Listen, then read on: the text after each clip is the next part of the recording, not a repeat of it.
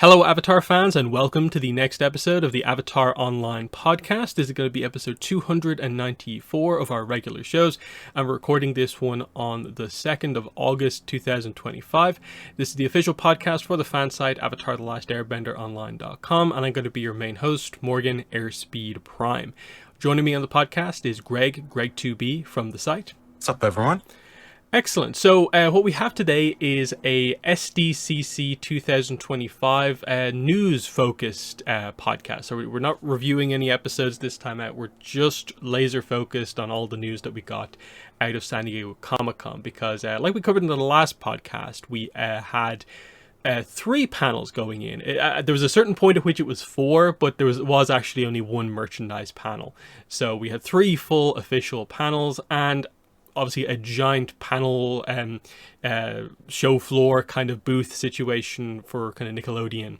So we have a bit to cover here. They kind of delivered, I would say, kind of more in some ways than we expected, less in others, which maybe is the first place to start. It's just like overall news coming out of Comic-Con. How was it? Like I said, in the main panel, I think they kind of over-delivered. I think given where most fans were, like the panel didn't mention they would have news. They actually had some news. I come out feeling a little bit underwhelmed from the publishing panel with the lack of detail, which we'll get into here. And then the merch panel, which I thought would maybe be the most kind of big news because there's a big toy line coming out, ended up just, we don't even know what happened in it. So it felt like everything went kind of backwards almost this time around. We still got news, but a little bit kind of messy in the way it was done. But they got the big news right, so it's all good, I guess. But how would you sum up Comic-Con for Avatar this year? Yeah, I think from, our perspective of seeing and not being there, I think it's fun that we got, a good bit amount of information, a lot more than I think I was personally expecting. So I think, definitely kudos for that. I think it definitely, helps move things forward and gets, people active and talking about it, especially since, stuff is coming, as far as we know and whatnot. So I think that's pretty cool. It is a bit disappointed that some of the things weren't quite as well documented, but I don't know. I feel like this is one of those things that was definitely more geared towards, the panel itself and sort of being there in that experience rather than sort of getting it out into the broader audience. I mean, they did, for the big things, they definitely did get those out and we saw those all over social media and people were talking about it. But anything that wasn't of, the main projects definitely fell more towards the wayside this time. Like you said, they definitely sort of swapped their focus this time around, which I guess you could arguably say, that kind of makes sense. Like, why would you would focus on your main projects rather than on your other things. But I guess it's just a stark difference compared to what we've had for like the last, couple years that it seems a bit, odd from us from the outside there. But otherwise, I think it's cool. It's good that they're focused on it and they're definitely, putting their best foot forward as much as they can, in this, I guess you could say, consider still early stages of things, at least in terms of the overall marketing. Mm-hmm. So yeah, we'll get into this. So the first panel was actually the Thursday panel, which was the 20th anniversary panel. So this was the one where I did like some social media polls like ahead of time, and I definitely got the impression people were kind of mostly 50-50 split, maybe leaning slightly no in terms of news. But I kind of felt relatively strongly that like they're not going to waste this giant opportunity, big promoted panel. The entire show floor for Avatar was all about, highlighting Avatar in the anniversary year. They're not going to miss the opportunity to say something at this point. Given that technically prior to the show, both projects had been already like officially announced. So like the conversation has started and that's kind of the way it went ultimately. Now, they kept all the news until like literally, I would say, like the last minute of the panel, it felt like. Following this from home, it was a lot of like, okay, here's 50 minutes of like the people live tweeting it, just talking about the voice actors saying things. Most of the panel was made up of kind of cast, kind of table reads for a couple of episodes. Made a little bit more interesting because they had unique Brian art of like chibi kind of scenes of the episode that they were showing on screen as they read through the stuff. that was kind of interesting to see that get kind of documented, and I'm kind of wondering, will they release the full panel, those table reads, kind of later on down the road? I think there's Yeah. videos of it up already, but like, I wonder will they officially make a big deal out of that? What were your thoughts on that? Like the anniversary aspect of the panel. Okay, it was voice actor chat, but they actually made a bigger deal out of it with the nearly full kind of main cast table read of a bunch of episodes with chibi visual support. Yeah, no, I think that's pretty cool. That's definitely one of those things that you experience and you have really fun if you're at the con for. And I think the fact that they, put the effort to have, like you're saying, most of the cast there and had some accompanying visuals that were, unique in their own regard. I think that really speaks to them actually, putting some effort into this compared to, some of the other sort of times we've seen them do some things just in terms of generally promoting it, or when they've done other table reads before and they only get maybe like one or two and they have to have someone else fill in for some of the other voices. This feels like it was really worth it. So like if you were there and you were waiting and you were wanting to get into it, this would actually make it worth your while of actually being there. Yeah. Yeah, it felt like they made an effort to kind of maybe cut down on the kind of chit chat, almost the kind of questions that like the voice actors have probably answered like a million times over and over again. Like, how many times can you say it was amazing to work on the project before it gets a little bit boring? So they did the right thing there to just get people excited, remembering the show. Then they kind of did a little bit of transition kind of news segment where they went over a few things, like publishing things, like they mentioned like the baking book, the how to draw book, I think got a brief mention.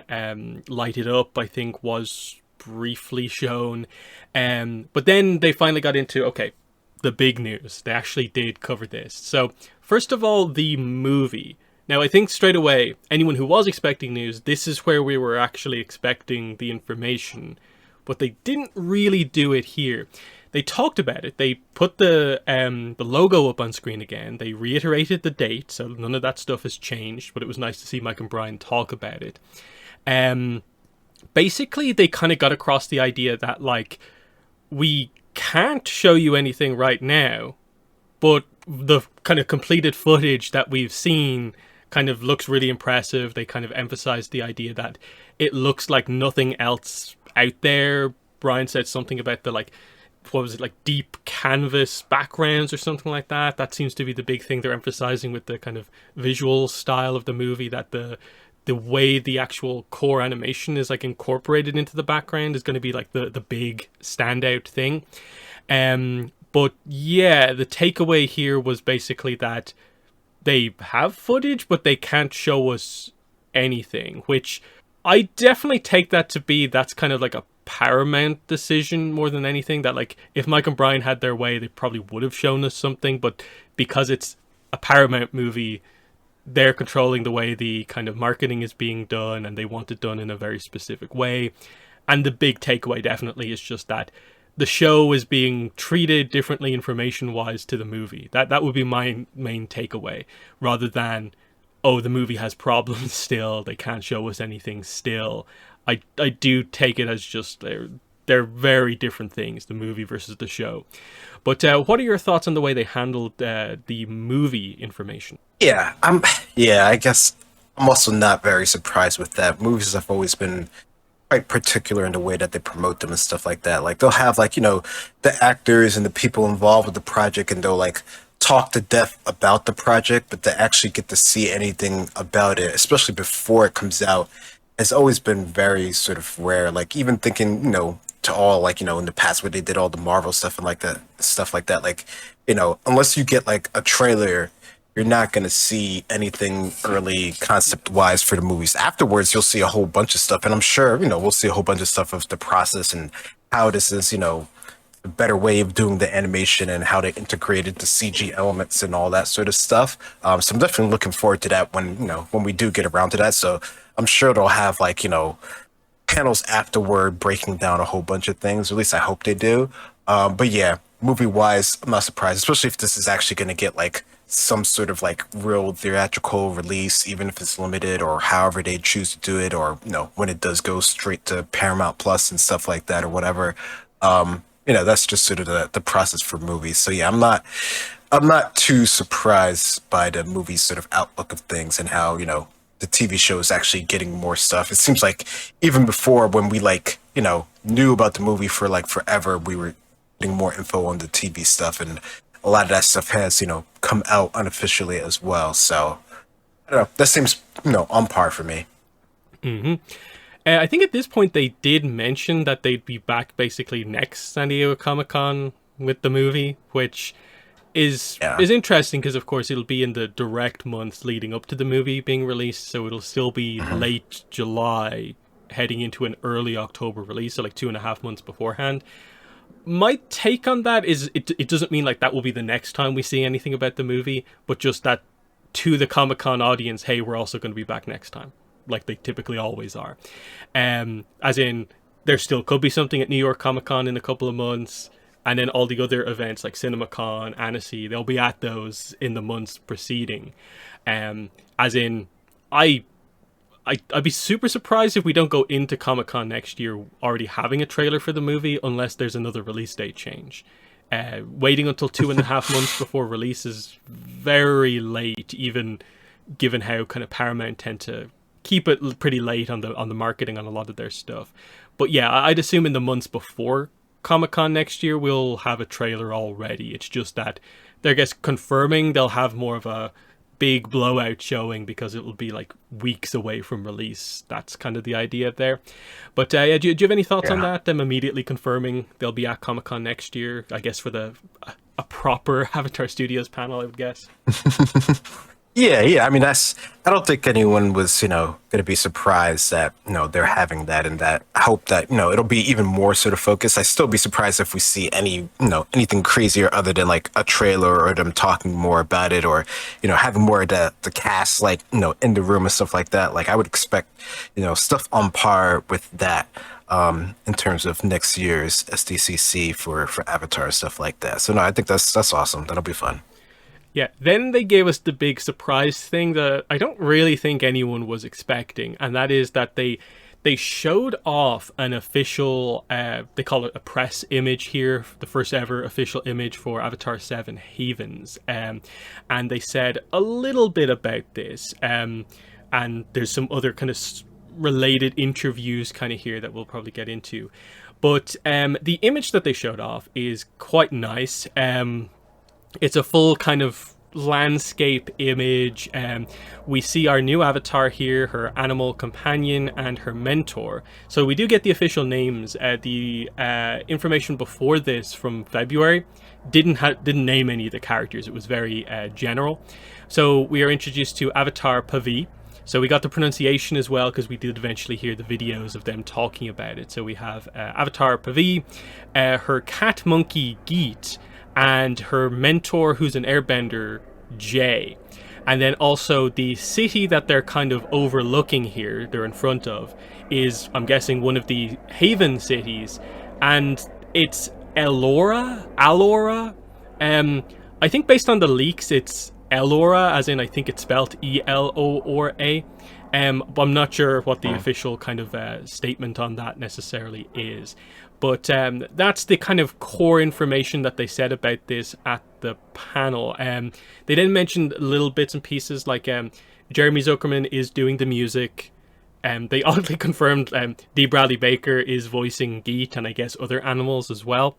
And that was really about it. We'll get to some of the other kind of more vague comments about how like it's very different, kind of fantasy inspired as we go forward. But that was the core information here. Still, in terms of official statements, nothing on the date, but 2027 still seems to be the general estimate overall on this.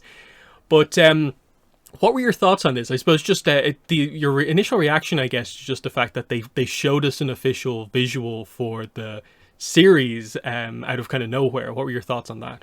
Yeah, I think that was pretty surprising. I mean, I guess I'm not too surprised that they would talk about it in a more sort of official capacity, especially since, a lot of information has sort of trickled out about it.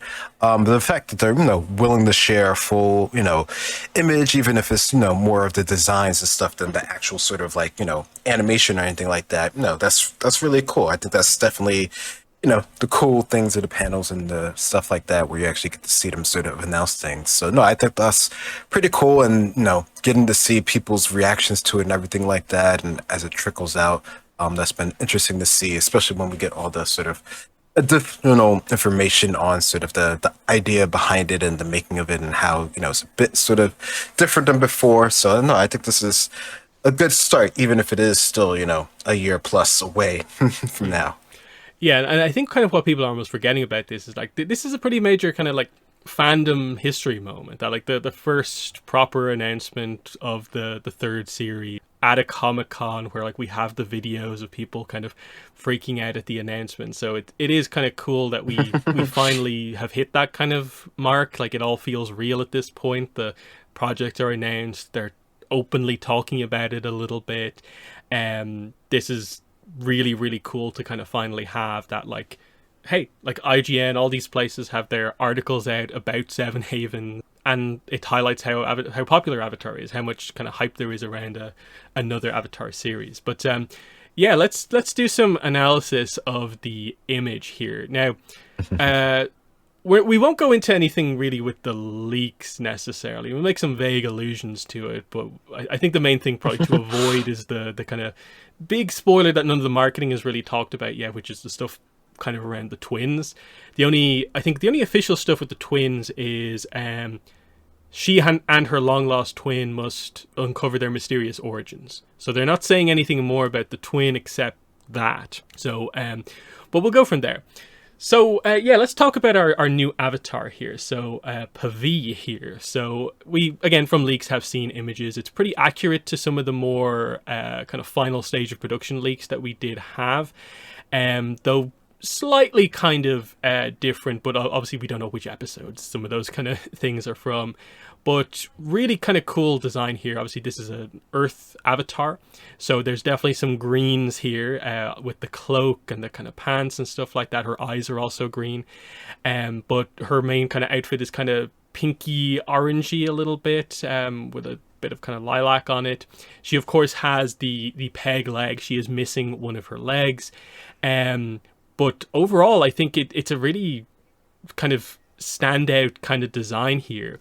Now, I'm guessing this will evolve as we go forward, because I think some of the concept stuff shows her having more of a kind of a blade-like prosthetic leg. I'm guessing she'll maybe get that as the series progresses, so she can be more kind of action-centric, but still, it's a really cool, intriguing design, with the main notable thing, of course, being how young she is compared to like every other avatar we've kind of seen before.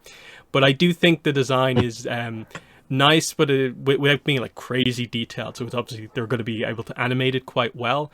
But there's some fun details, I think, here with her hair color is actually maybe a little bit kind of unique. It's kind of like navy, a little bit of purpley kind of going on there. That's kind of unique. And she has a bit of a brooch thing going on that might be significant, but who knows.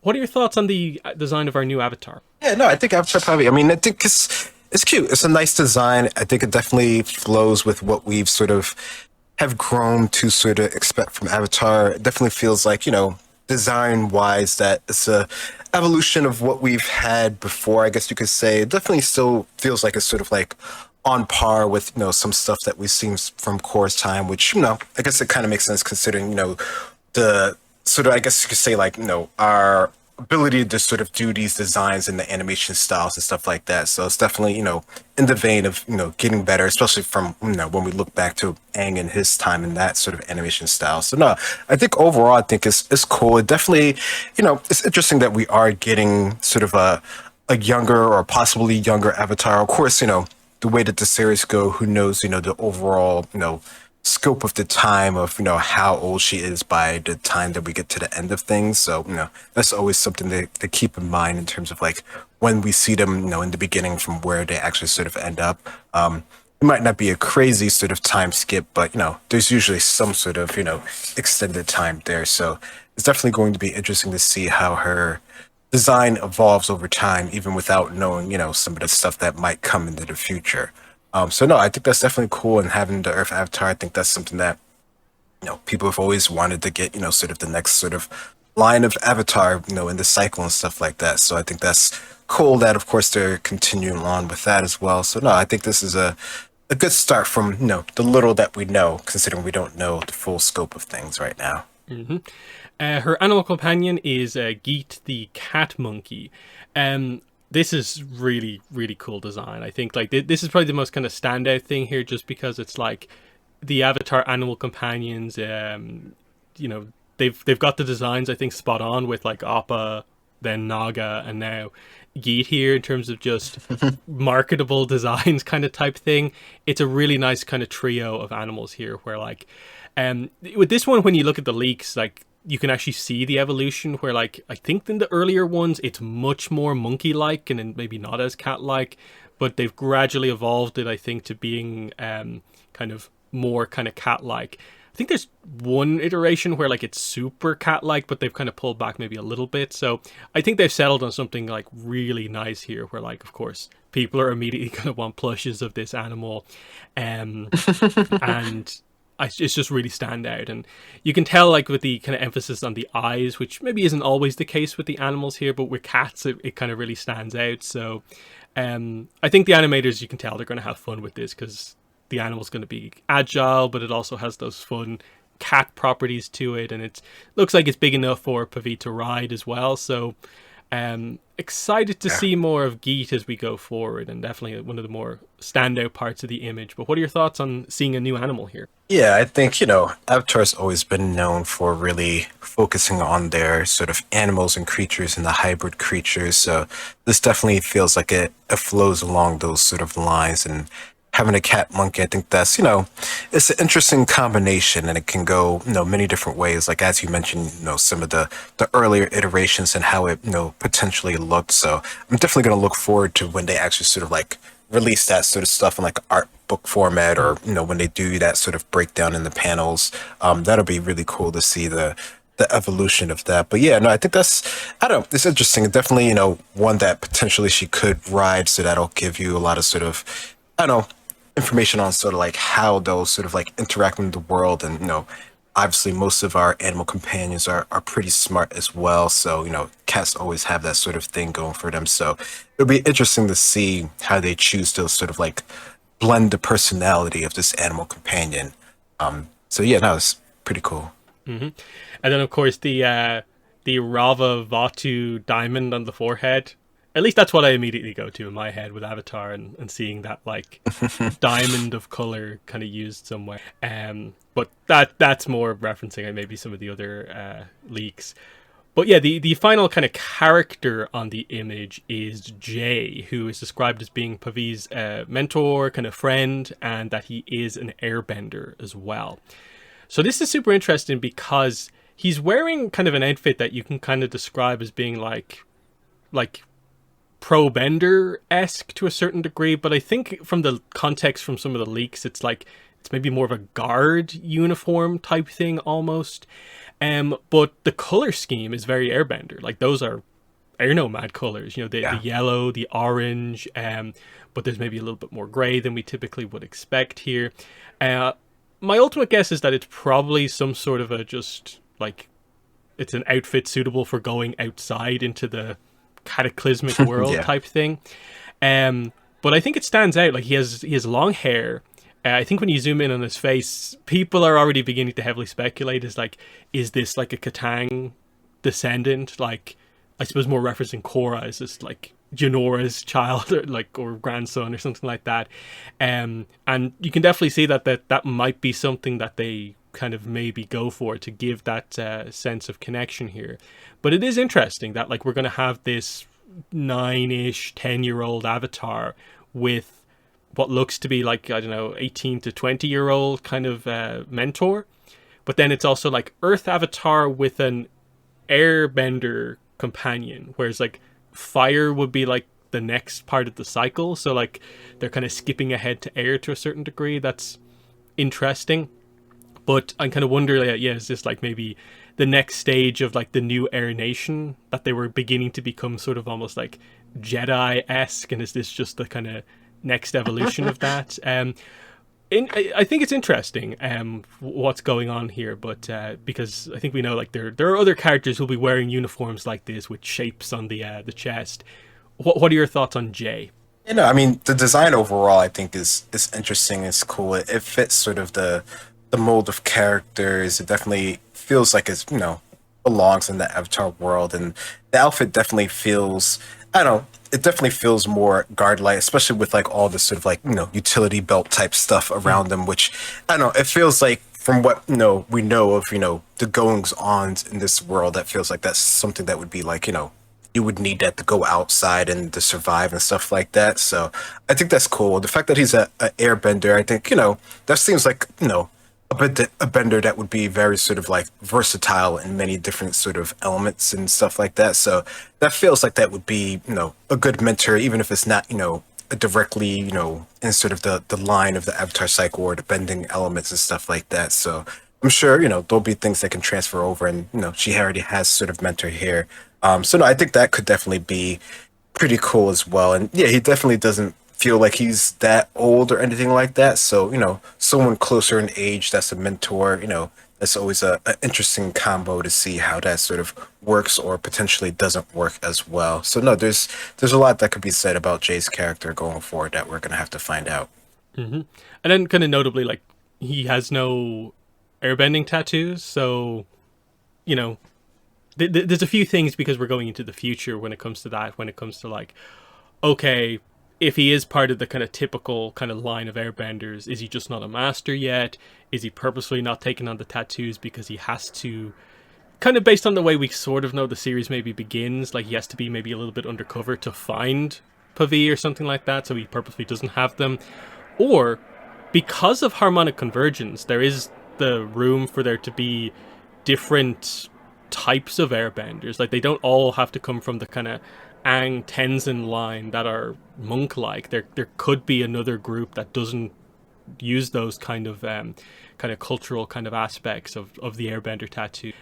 So there's a few ways they could go with this because we are post Korra and we know there are airbenders from all over the place theoretically that we didn't even see, because Tenzin didn't take all of them with him. Because we did those episodes relatively recently, we know a bunch of people refused and they didn't even visit everywhere. So there's that. So they're the characters. We'll focus on the city in a second, but let's talk about the kind of landscape outside of the Haven City here. So obviously the sky is notable, and this is the big thing theoretically with the Cataclysm, is that we have spirit lights in the sky over a place that I assume isn't the northern or the southern water tribe. So straight away that's kind of like, okay, something's going on. Middle of the day, you can see spirit lights in, we assume, the physical world. So okay, something spiritual at least has happened, either because of the Cataclysm or that is everything that it is. That's clearly an aspect of, I'm guessing, what the problem is.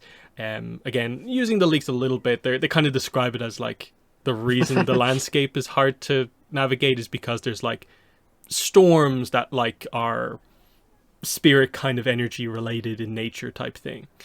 So like the weather almost combined with like spiritual elements. What are your thoughts on that? There being spirit lights in the sky. Yeah, I mean, overall in the image, it looks really cool. It's definitely going to give you some interesting scenes, interesting sort of like backdrops for the series. So definitely looking forward to that. But yeah, in terms of the overall world, that's definitely speaks to a lot of, issues or things that have happened that, probably going to be the Avatar's sort of role to sort of either adjust or balance out, as they tend to do with things. So I don't know. This definitely makes you sort of curious about the series and sort of what has happened in the past and sort of what's led up to it, which I definitely hope they, sort of go in deep on that sort of stuff. Mm-hmm. The rest of the landscape, obviously outside of the city, is mostly kind of rocky terrain, rocky outcroppings. Definitely some elevation changes happening here, with the only kind of notable stuff really being what we see right where Pavi and everyone is. There's these kind of transparent crystals that they have around them, and also something that kind of looks almost like coral or something like that, some sort of a slightly different plant. There's some other kind of types of rocks, kind of crystals, minerals coming up out of the ground. And you kind of wonder, like, is that a factor of the cataclysm that has caused that stuff to form, or is this something else to a certain degree? I saw someone, I think, at some point mention the idea of, like, are they potentially standing in something that used to be like a body of water? Like, are they standing on like the floor of like where this used to be filled up with water or something like that? And these might be crystals from all the way underwater. Hard to speculate on, but like the crystals are definitely noticeable because we've seen them before, like not this color, but like this type of crystal before in Avatar. Yeah. But what's going on there? I assume she can bend them as an earthbender, but we'll see. What do you make of the rest of the landscape? Yeah, that is something to consider. They definitely feel like they made a note of having them in the scene, right? So like there's a purpose for them, and there's going to be some reason why the sort of environment looks the way that it does. So no, that definitely is some sort of clue that I'm sure we'll eventually sort of understand. But yeah, that definitely feels like Earth, the environment has been shifted in some form or fashion, and that's going to be, something that we're going to have to sort of like, I guess, investigate maybe, why is it the way that it is? But yeah, I mean, I think, just the fact that at least in this era that we're in, which we don't know how the rest of the world looks, this is like our only image of the environment that we have, that it definitely feels like, things have been shifted. Like that feels like a huge base, and just the fact that the city itself is like atop on this sort of area hill, sort of like makes things sort of stand out. So just the fact that it's so desolate, which makes sense considering some sort of cataclysm event sort of happened, just speaks sort of volumes of things going on. Mm-hmm. And then we have the city itself, Alora, which again we assume is one of the Haven cities, of course. Interestingly, from the way we see it here, it definitely looks like it's a city almost like raised up on earth pillars. But then if you look closely, you can sort of see that there is an entrance on the sort of like ground. So like you don't have to like fly all the way up. There's a way kind of in and up through it. So does that speak to, an aspect of how they were formed? Because I think we're kind of almost running with the assumption that like in whatever destroyed the world, the Haven cities were potentially, I don't know, like made or protected by Korra to allow people to survive in specific spots. There's a lot of information we don't have, of course. This is the entire mystery of the series, but there's a reason the show is called Seven Havens, that there are 7 Haven cities in the world. This is one of them. And what makes it a Haven city is sort of the idea.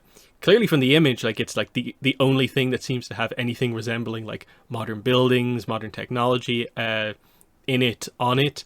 But otherwise, like we have no information whatsoever. Like, is there like a spirit barrier around it that prevents like the bad weather or whatever from affecting it?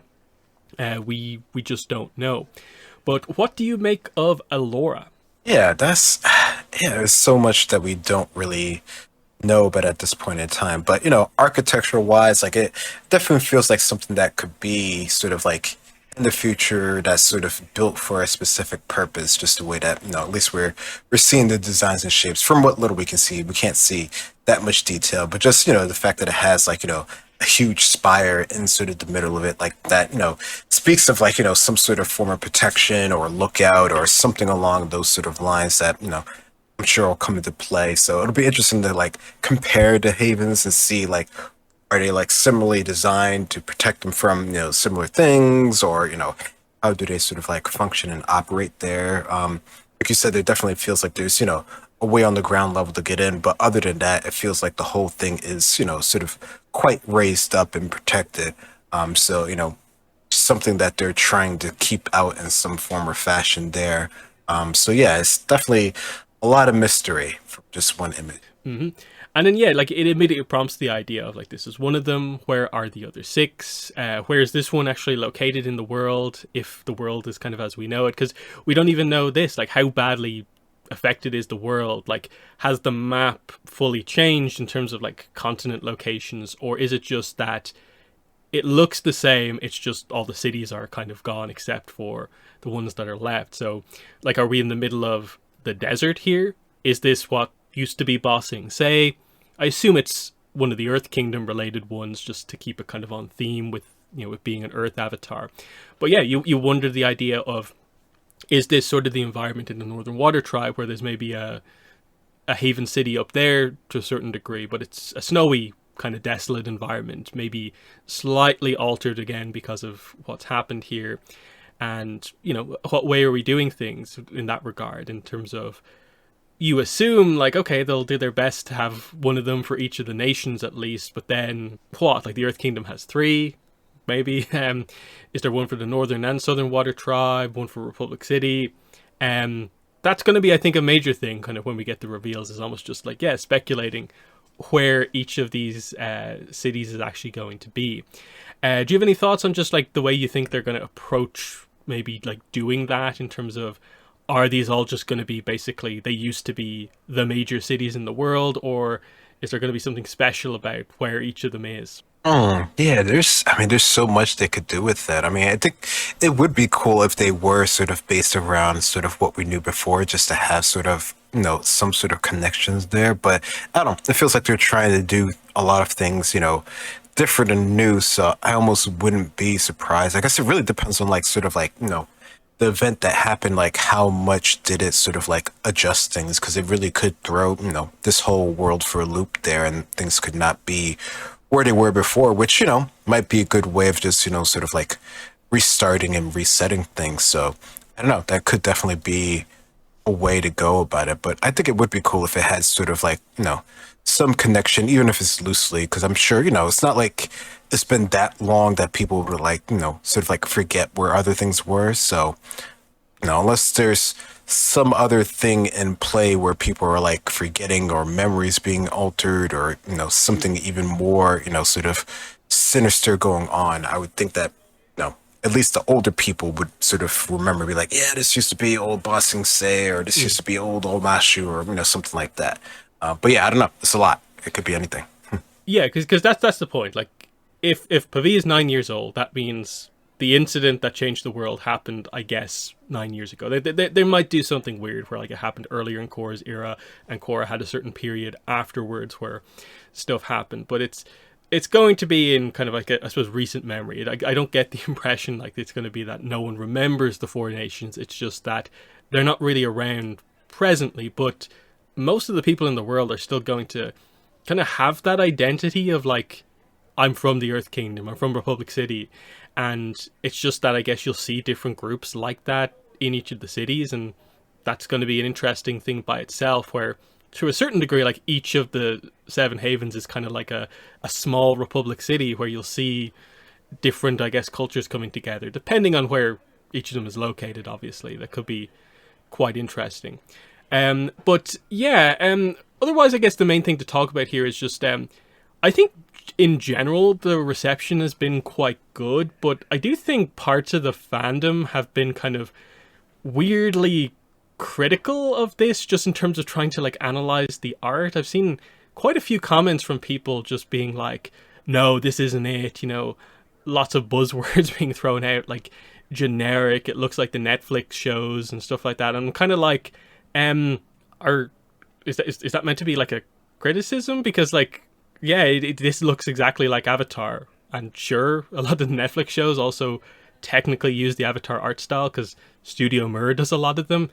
So I'm kind of like, what point are we kind of making here? And I think for some reason I just get the impression like a lot of people don't quite know how to, like, verbally talk about the visuals properly, because I think people are confusing maybe, like, the design elements of Avatar within the image with just the quote-unquote animation or art style that we have here, whereas I think very clearly this looks pretty similar to most, especially modern Avatar or Korra promo press imagery.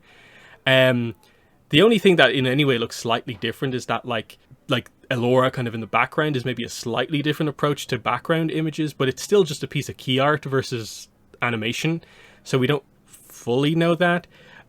what's been your reaction to some of that stuff? What have you seen in terms of fan reaction, some of the perhaps criticism of this? Yeah, there definitely has been a lot of that, which, we're not surprised with that. Like, like any fandom of any show, there's going to be criticisms, both positive and negative, towards anything new that comes out. And, we've unfortunately have been waiting like quite a long time, so I guess it shouldn't be surprised that people are even more sort of like, hyper about it, at least if you're following it. Like, I'm sure, for people in other sort of fandoms, they probably, don't even register anything that we're sort of talking about, but we are.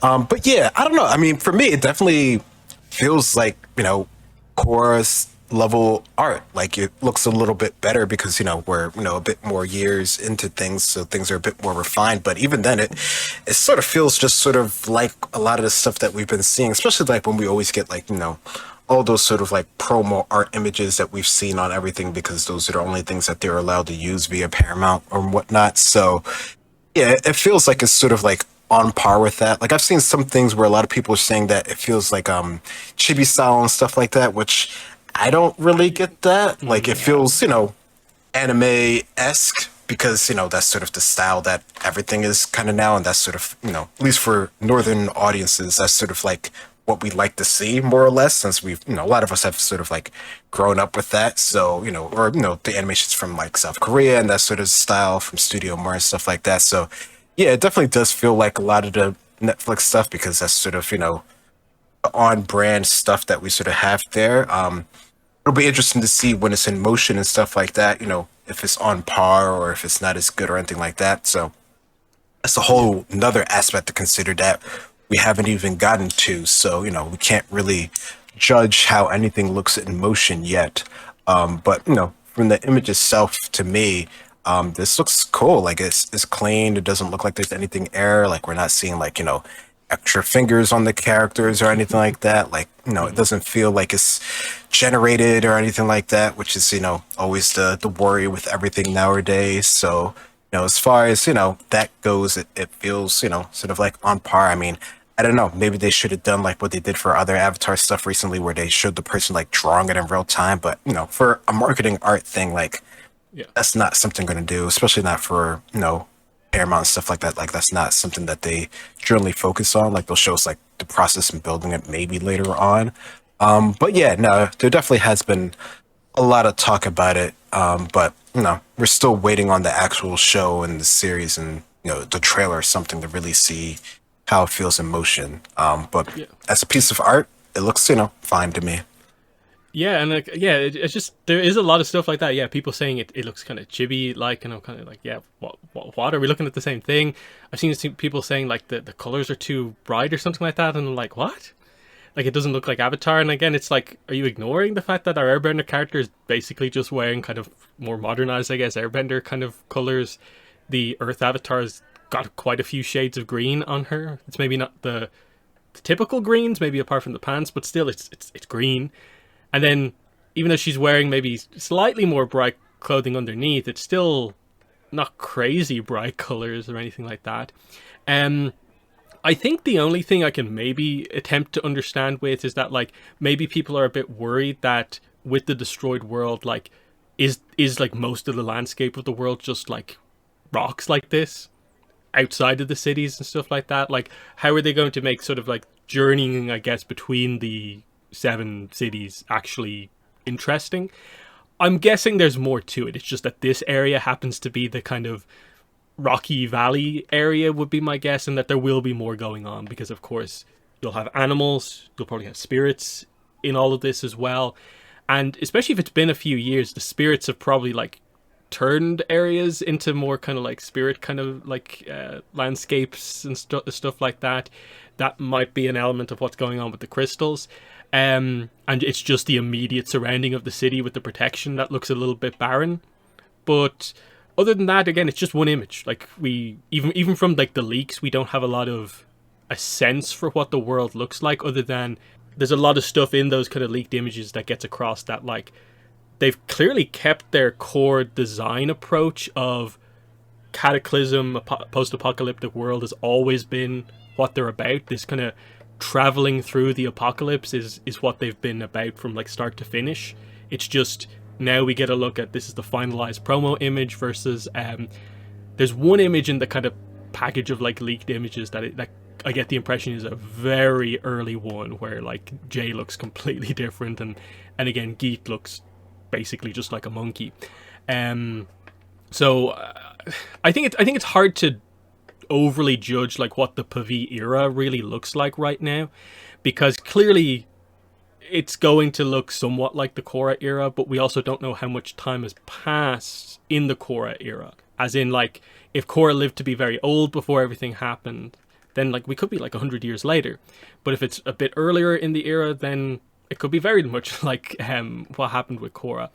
I just think it's a bit too early to fully decide on everything. And at least to me, I look at this and I'm like, it gets across the core mystery with the series of like, what happened? Where are we?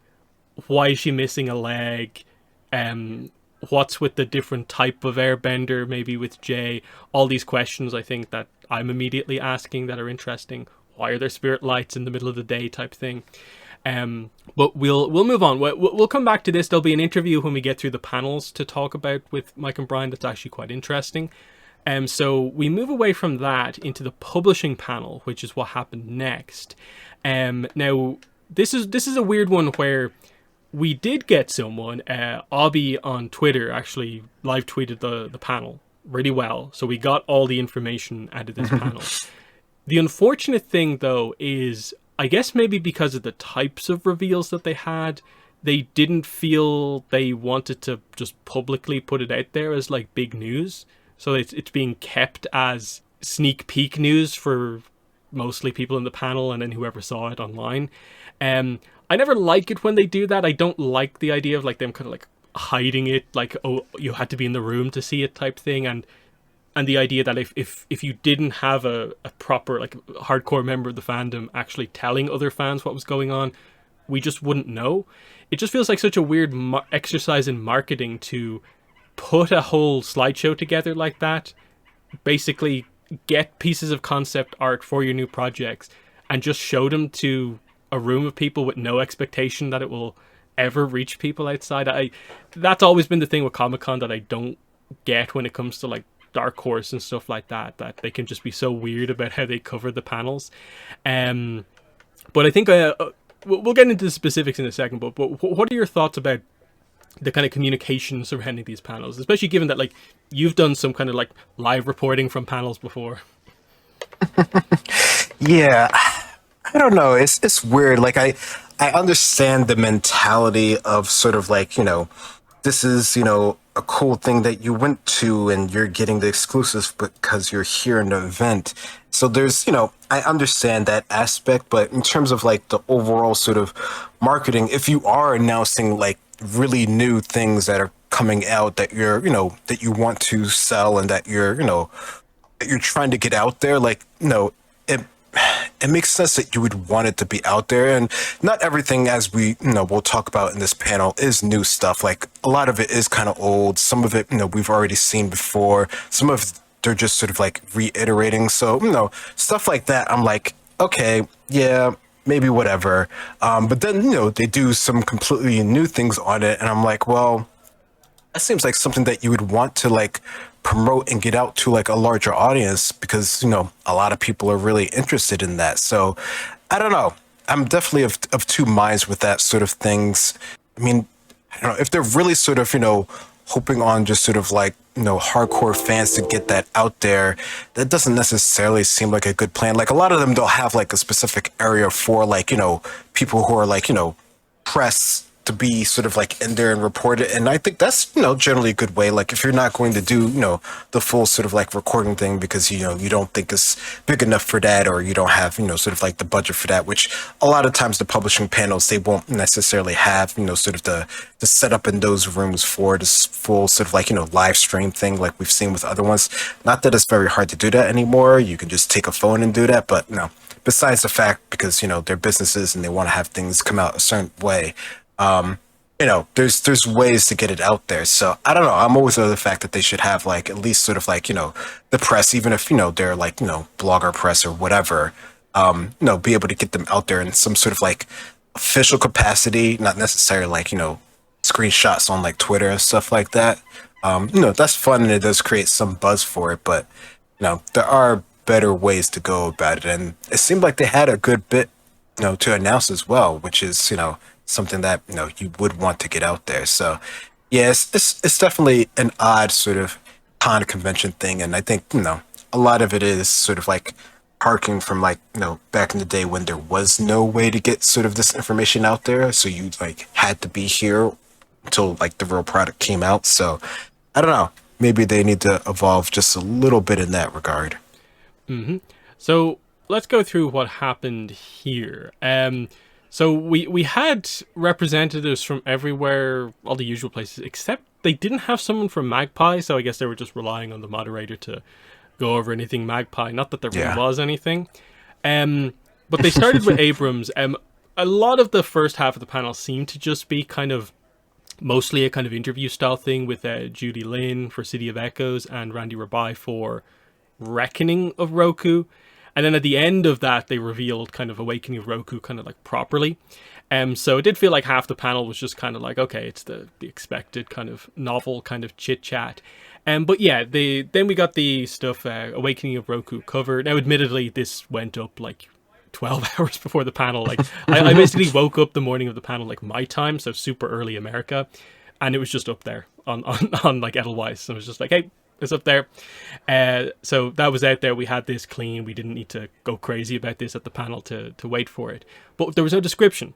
There still is technically no official description, but Randy Rabai did post on Instagram, giving us a very brief description that mostly matches what came out of the panel from the live reporting with one extra new detail. But Awakening of Roku is coming out December 30th, so that did get confirmed to be the official release date. It's not just a weird placeholder date. It is actually just releasing on the last possible Tuesday of the year. The description that we have so far is set 3 years after the previous book. Avatar Roku Gyatso and a new friend race to stop a mysterious illness from destroying the Northern Water Tribe's way of life. So, very interesting here. Northern Water Tribe focus, a mysterious illness, and it will be Roku Gyatso and someone new as well. So a new, I suppose, temporary Team Avatar member or something like that. On the cover, which is done by the same artist that did the previous cover, we have Roku and Gyatso. So Gyatso is on the cover now as well. And the most notable details here are with the 3-year time skip. Gyatso now has his arrow tattoos and also has an incredible look on his face. This is everyone was talking about the expression on Gyatso's face. And Roku, notably with his design, he is not wearing the kind of Crown Prince Royal artifact. Though I think from context with the first book, you sort of understand why he's not doing that. Early on in his Avatar career, I don't think the other nation leaders would appreciate the Avatar wearing a royal artifact, but I'm guessing that's why it is, rather than it being a mistake. So exciting stuff here. This means we're going to have Roku at about 19 or 20, and then I guess Gyatso at around like 15, 16 is probably my guess. I'm guessing it'll be 16 for Gyatso and then just about on the verge of being 20 for Roku, but exciting stuff. What are your thoughts on the Awakening of Roku reveal that they had? Yeah, I think that's really cool. I think, the image itself, definitely feels sort of on par with what we've seen before, and getting the sort of information, sort of about the book and what's to come. I think it's definitely something that we've been quite waiting for to see, where things are going to end up after the last one. So it's cool. The interesting fact that it's sort of like, a couple years into the future from what we've seen before, what we've read before, I think is cool. So we get to see some progress on our characters here, as well as like another member. So I think that's, interesting, considering, a lot of us were very, much a fan of the previous companion they had, but unfortunately that was not to be the way that the story sort of turned out here. So it'd be interesting to see how this new companion sort of, works into the group and how well that sort of meshes. Yeah, it's interesting here because this, on the outside of this description, it kind of looks like it's going to be a different approach for the book 2. The previous 2 have been kind of pretty direct sequels to the first book, where they've changed it up a little bit with the location, but like it's not been giant time skips. This is the much bigger one, and it doesn't obviously come across like they're going to maybe address the potential setup that they had from the last book, because they had the whole like Ta Min is maybe being held as like a political prisoner to a certain degree in Omashu from the end of the last book. They might address that as we kind of get into it here, but it looks like it will be Northern Water Tribe focused, which is interesting because timeline-wise, we know Roku's Avatar training lasts 12 years. He has 3 elements to do. This would suggest he's basically at the end of his airbending training and is about to move on to the Water Tribe here. So I'm guessing Taukukak should be in this book, but I doubt he's the new friend, because we know he kind of refuses to train him for like a couple of years because he doesn't respect him initially until he lives in the Northern Water Tribe for a while. But he should be in the book. It's just it's not going to be him. If you look at the RPG, there are some Northern Water Tribe characters mentioned in the RPG. So like it could be someone like a Makituk and stuff like that. We know the name of like the Northern Water Tribe leader from this era. It should be Skiri. So there's some cool details from the RPG that we have to kind of go off here, but we just don't know actually who the friend will be. Mysterious illness, I'm guessing probably spiritual in some way, just because they always describe the Northern Water Tribe's way of life as being, based around the ocean and the moon spirit, and so that would be my guess overall. Because otherwise, like I'm not really sure how they necessarily go about doing a plot that's just like a proper, like it's just an illness. So intriguing stuff there. But yeah, I suppose, do you have any thoughts on how they're going to execute that plot, being in the Northern Water Tribe here, an illness-based plot? Yeah, I don't know. That definitely feels, something that we haven't quite seen directly. I mean, we've seen some of our characters get sick and have to deal with that sort of thing. In some sort of funny ways of getting them over their sickness and colds. But this definitely, feels like it's potentially a lot more serious in that regard. But yeah, just the idea that it's in sort of the Northern Water Tribe and sort of their sort of environment, that's definitely sort of like, an opposite for Roku, who's a fire avatar. So there'll be a lot of interesting ways, to sort of weave that in there. Just having Gyaso up there with him, obviously a master, we're assuming at this point, should lead to some interesting sort of stories there. So I don't know. There's a lot that we don't sort of know with this one yet, which is good. Mm-hmm. And then I think the only other obvious setup from the first book is with waterbending. Roku doesn't actually do any waterbending, even though he makes some great progress at the end of the book. Waterbending kind of eludes him because it's still kind of related to the death of his brother, because he kind of basically died in the water drowning. He has an issue and a block, it seems like, surrounding waterbending, so we might see that get explored here to a certain degree, so that will be interesting. But yeah, there's that. I guess we'll just get straight into the Dark Horse stuff, and then I'll maybe sum up some of the other stuff in a second. They did announce some stuff, like they showed some stuff, like more preview pages for Beast of the Four Nations. Interestingly, with that book, I do think the anticipation for it has come way down once we got the preview pages, and especially because I think they showed us the Polar Bear Dog page, and there's nice images going on here, but I just get the impression that this book could have been something incredible, and it's maybe not quite going to be everything we wanted it to be. Should still be exciting, but I'm not sensing the level of anticipation that there was before. But where are you at with Beast of the Four Nations, given that we're, I don't know, a month and a half away from release? Yeah, I mean, I think I'm still on the level that I was before, which is more just sort of a wait and see approach to that sort of book. The preview pages that we have seen, they look fine. Like, the art looks good, but I think, sort of the idea that we had, which might have been, sort of completely unfounded, just doesn't mesh enough with what we've been getting so far for me to really sort of be into it. But no, it's good that they're promoting it, letting people that they know that it's out there and around. Yeah, and then they did announce some actual new storybooks because they needed to. Because let's not forget, like, Mystery of Pension Island and Ashes of the Academy came out in like February and March this year, and there's been nothing new announced since then. So what we get here is they gave us a sneak peek of the next Korra one-shot comic. Now, we don't have an official name for it, but what we do get here is, I'm guessing it's just the cover without the logos on it. It's about Kaya. So this is obviously Tenzin's sister, Kaya. And it's her when she's younger, exploring the world. And we see this really cool cover here where I'm guessing she's in the desert, or at least a desert. And she's in the middle of the skeleton of some giant animal, and she's doing like she's taking her water out to, I don't know, maybe do some healing or something like that. So we get a look at kind of like a young Kaya design on the cover. They said like something along the lines of like the name will be revealed soon, and I'm kind of like, I'm guessing you mean New York Comic Con, because I don't know where else the reveal is going to come out unless it just goes up on listings. So that's what I take to be sneak peek here. Proper reveal at New York Comic Con is my guess. But very cool idea. Like I think a lot of us just assumed that something like this maybe wasn't exactly possible, that they can just theoretically, with no present day tie-in, just do a full backstory book.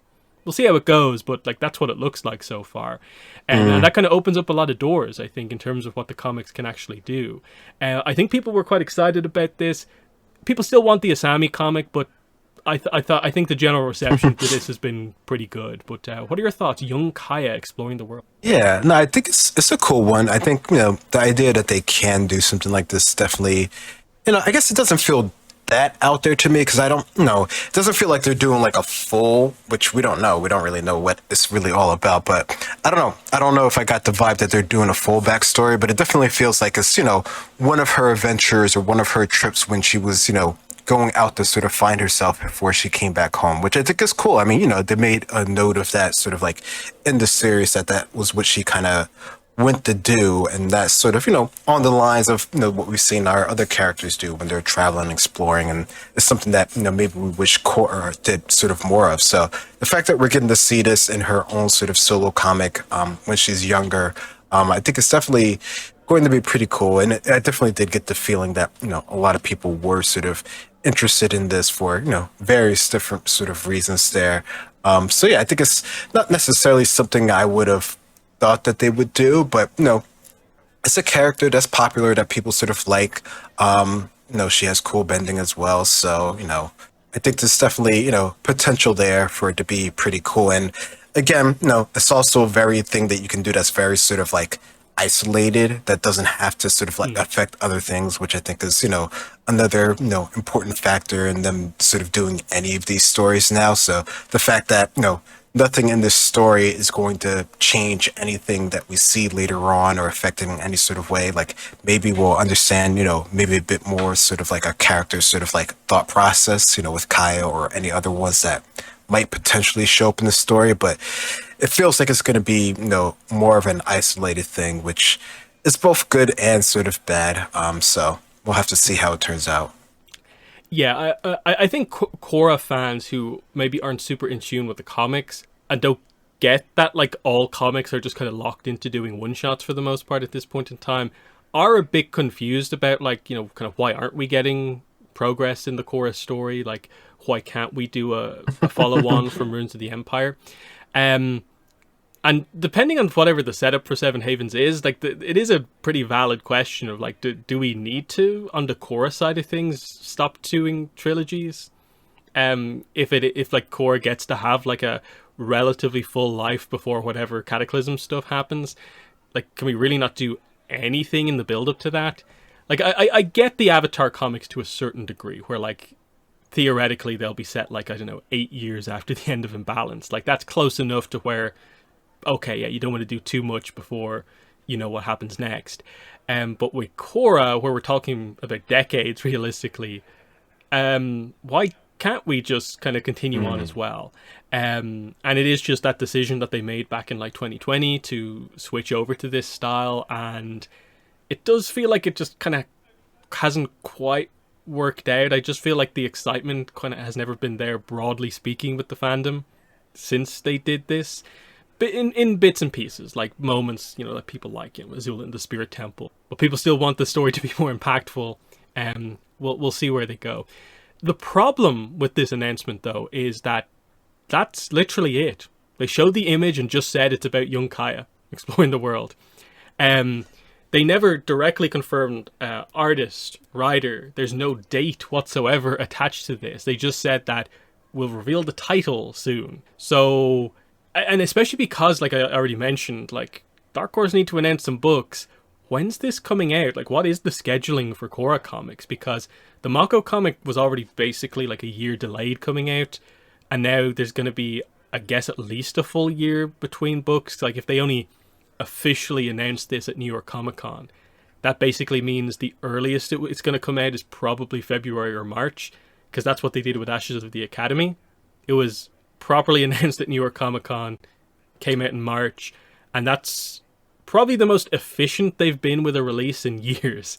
So that's kind of like best case scenario here. This could be like middle of next year. We just don't know here.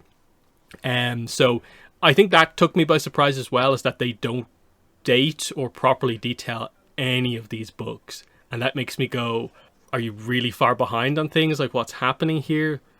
This should be when they're like kicking into gear, but it feels like they're way behind. What are your thoughts on that? The fact that we'll get into the other announcement in a second, but that there is no date or really significant details attached to these books.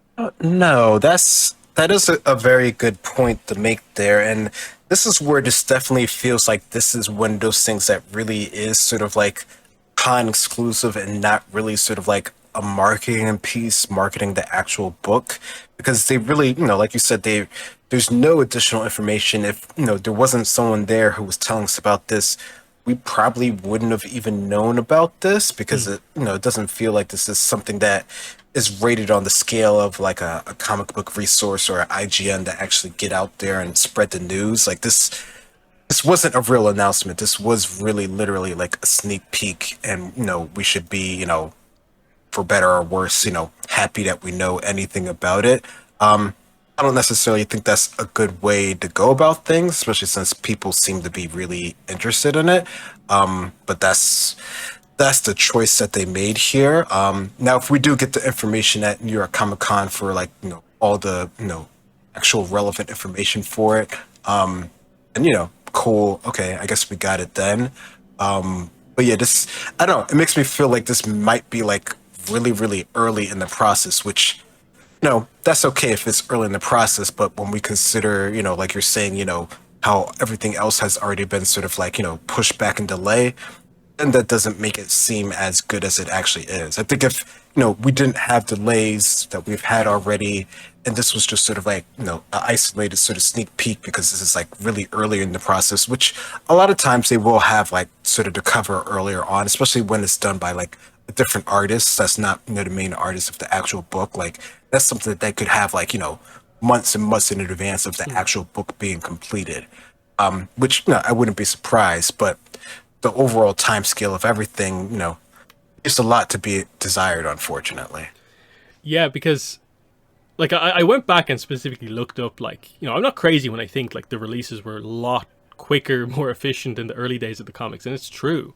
Like, within the space of like 9 months, we would get like an entire comic trilogy. Like, the first one would release, 4 or 5 months later we get part 2, 4 or 5 months later we get part 3. For like The Promise, The Search, The Rift, like most of the initial books, like that was the schedule, that like we would have kind of guaranteed 3 books a year. Now we're kind of in the situation where we're almost lucky to get 1 Avatar, 1 Korra a year. And that's only recently started to happen, because whatever way they've scheduled things in recent years, the Korra and Avatar schedules have never really overlapped that much, which is kind of crazy to think about. Given that publishing has been like, quote unquote, the focus of Avatar for the last like 10 years. It's really weird.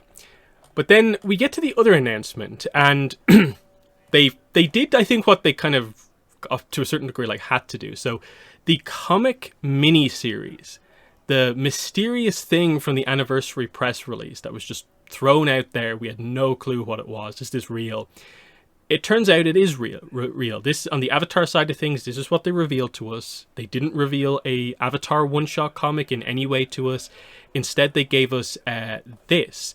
So what we have here is, again, no title, just some pieces of concept art, but this is described as a Kyoshi Warrior 3-issue comic miniseries.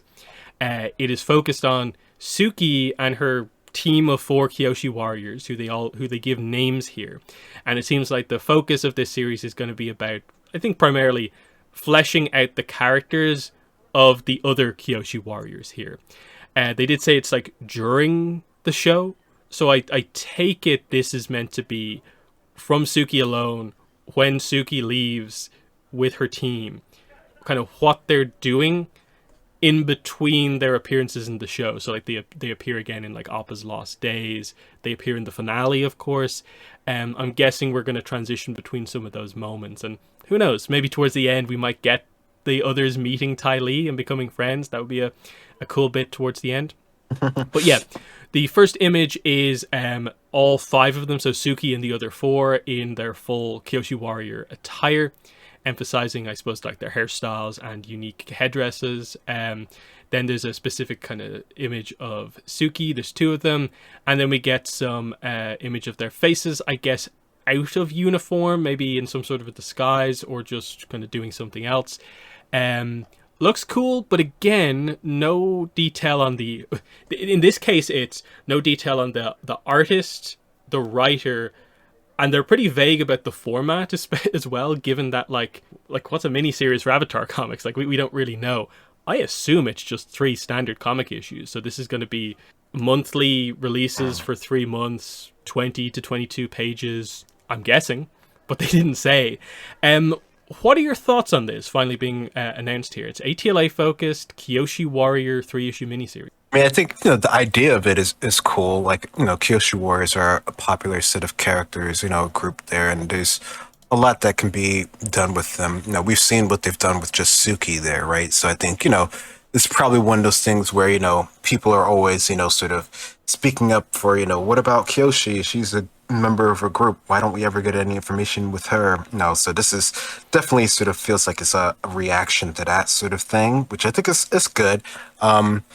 Definitely, like you're saying, lacking in information, at least officially from them. I mean, this feels like this is, a very early sort of concept type of thing, even more so than the other ones. So I guess you can sort of factor that into them not really having any information on the progress in terms of date or when it's coming out or anything like that. This definitely feels like it's very sort of early in the development process of things, which is, I guess, good and bad. It's another one that definitely feels like this is like a con exclusive. If you get there, you get to see this. If not, then probably would never even know that this sort of existed. Which is, again, good and bad. So this definitely feels like it's not really ready to be out there in any sort of form or fashion. But I think it's cool that they were willing to share it enough. I'd be surprised if we get more information than this at, like, New York Comic Con in terms of, what they're doing with this, unless they've, had more progress than they were leading on at this point in time here. But I don't know. I like the idea. It seems cool. What is a miniseries? I'm not entirely sure. Like, I don't know. For me, I wouldn't think this would be like a really sort of big thing that they're going to be doing. But I mean, 3-issue miniseries, like, is that 20 pages per sort of, book that we're going to get here? Or is it a little bit less than that? I'm not really sure where that's going to be, which I guess is part of what we're wondering and the problem.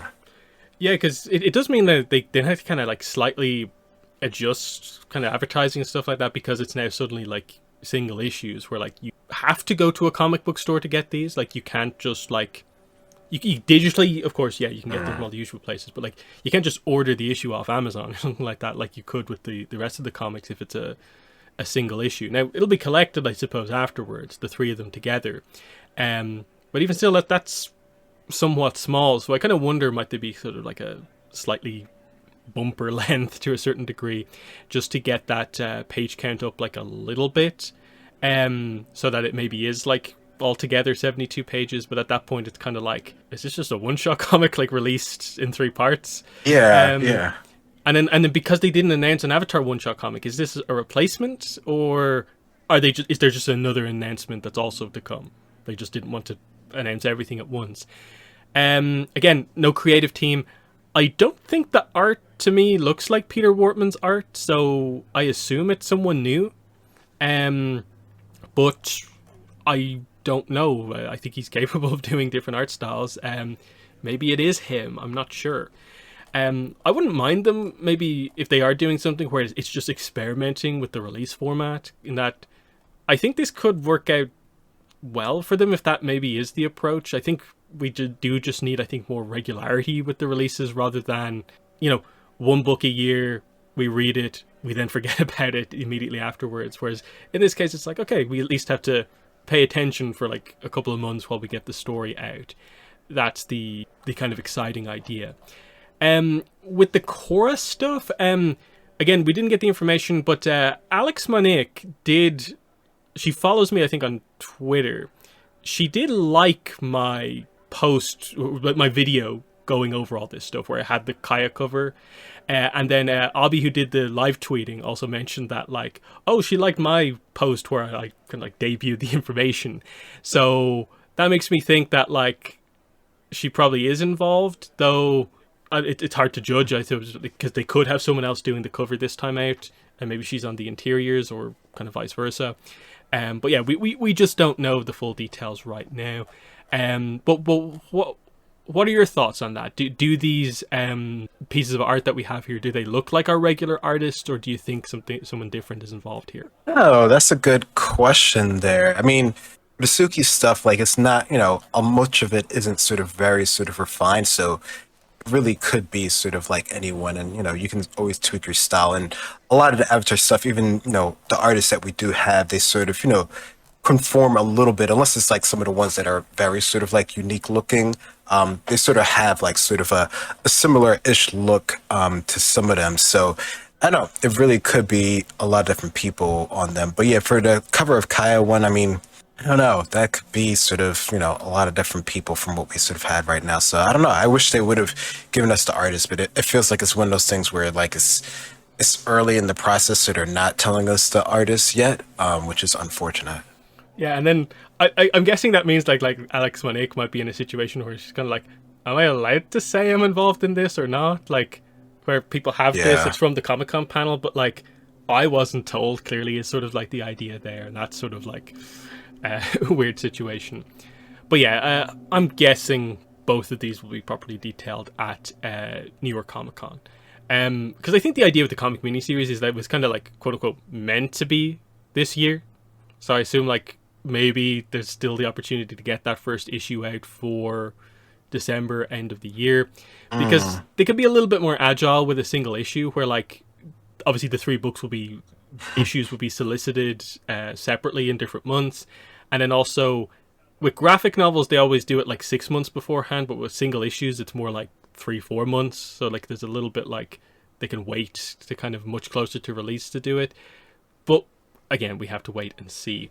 Where do you think this leaves us with Avatar one-shot comics, though? The actual full 72-page things. Did they just not announce one here, or are they replacing that format? What do you think is happening there?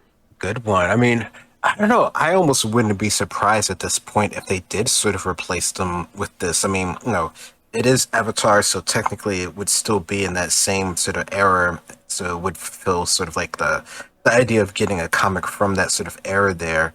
And, these are, again, anything with Suki's group that's already sort of happened, they're going to do their best to sort of not have it affect anything in the future. So, it's another thing that's, pretty isolated on its own there. So, that could take place of, the comics there in that space there. So, I don't know. I wouldn't be surprised if there wasn't anything more. I think that's sort of unfortunate because, I mean, as cool as the Kyoshi Boys are, that's like, it's not part of our main sort of group, and it's definitely not pushing the story forward at all, but we're not pushing any of the stories forward at all at this point, so I don't even think that's like something to really get upset about, unfortunately, at this point in time. So yeah, I don't know. I think it might be a replacement for it almost.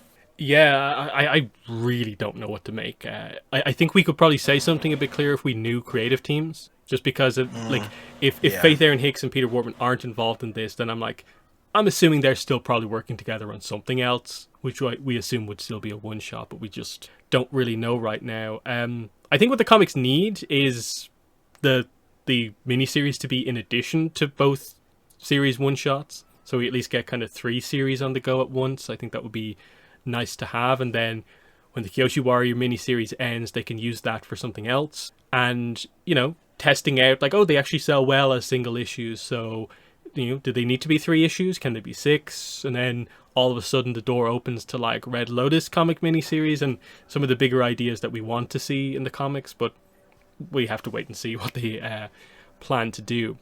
In terms of the rest of the panel, I would say actually the surprise hit piece of news for me was actually the extra information we got on Bending Academy Fire number 1, Light It Up. We found out that this is in a shock surprise set in the Avatar Zito era. So this is the Avatar before Yang Chen. So they've gone way back. I thought this was a lock for like the late Aang era or the Korra era, but no, Avatar Zito era.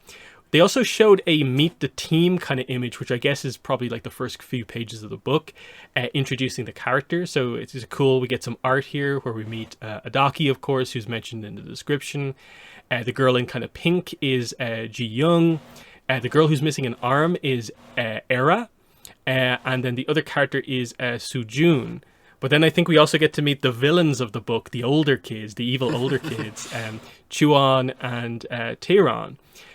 Which is very exciting. And then there was another bit of information where the person here, like, I think they actually asked Joan Hilty afterwards, like, for sure, like, it's set in the Zito era, and she confirmed yes, and that you may or may not meet him in the book. So Avatar Zito probably is making at least a cameo appearance in this book at some point. So that takes this to, I think, a whole kind of slightly different level, because it means it's going to be effectively like the first content set in the Zito era, because we only have really broad background information on him and why he's famous in the Fire Nation. We don't know much about the rest of the era, so exciting stuff. But it obviously helps to explain it's like, I guess, a relative era of peace for giant firebending tournaments to be happening around the world and it not be kind of tonally kind of out of place.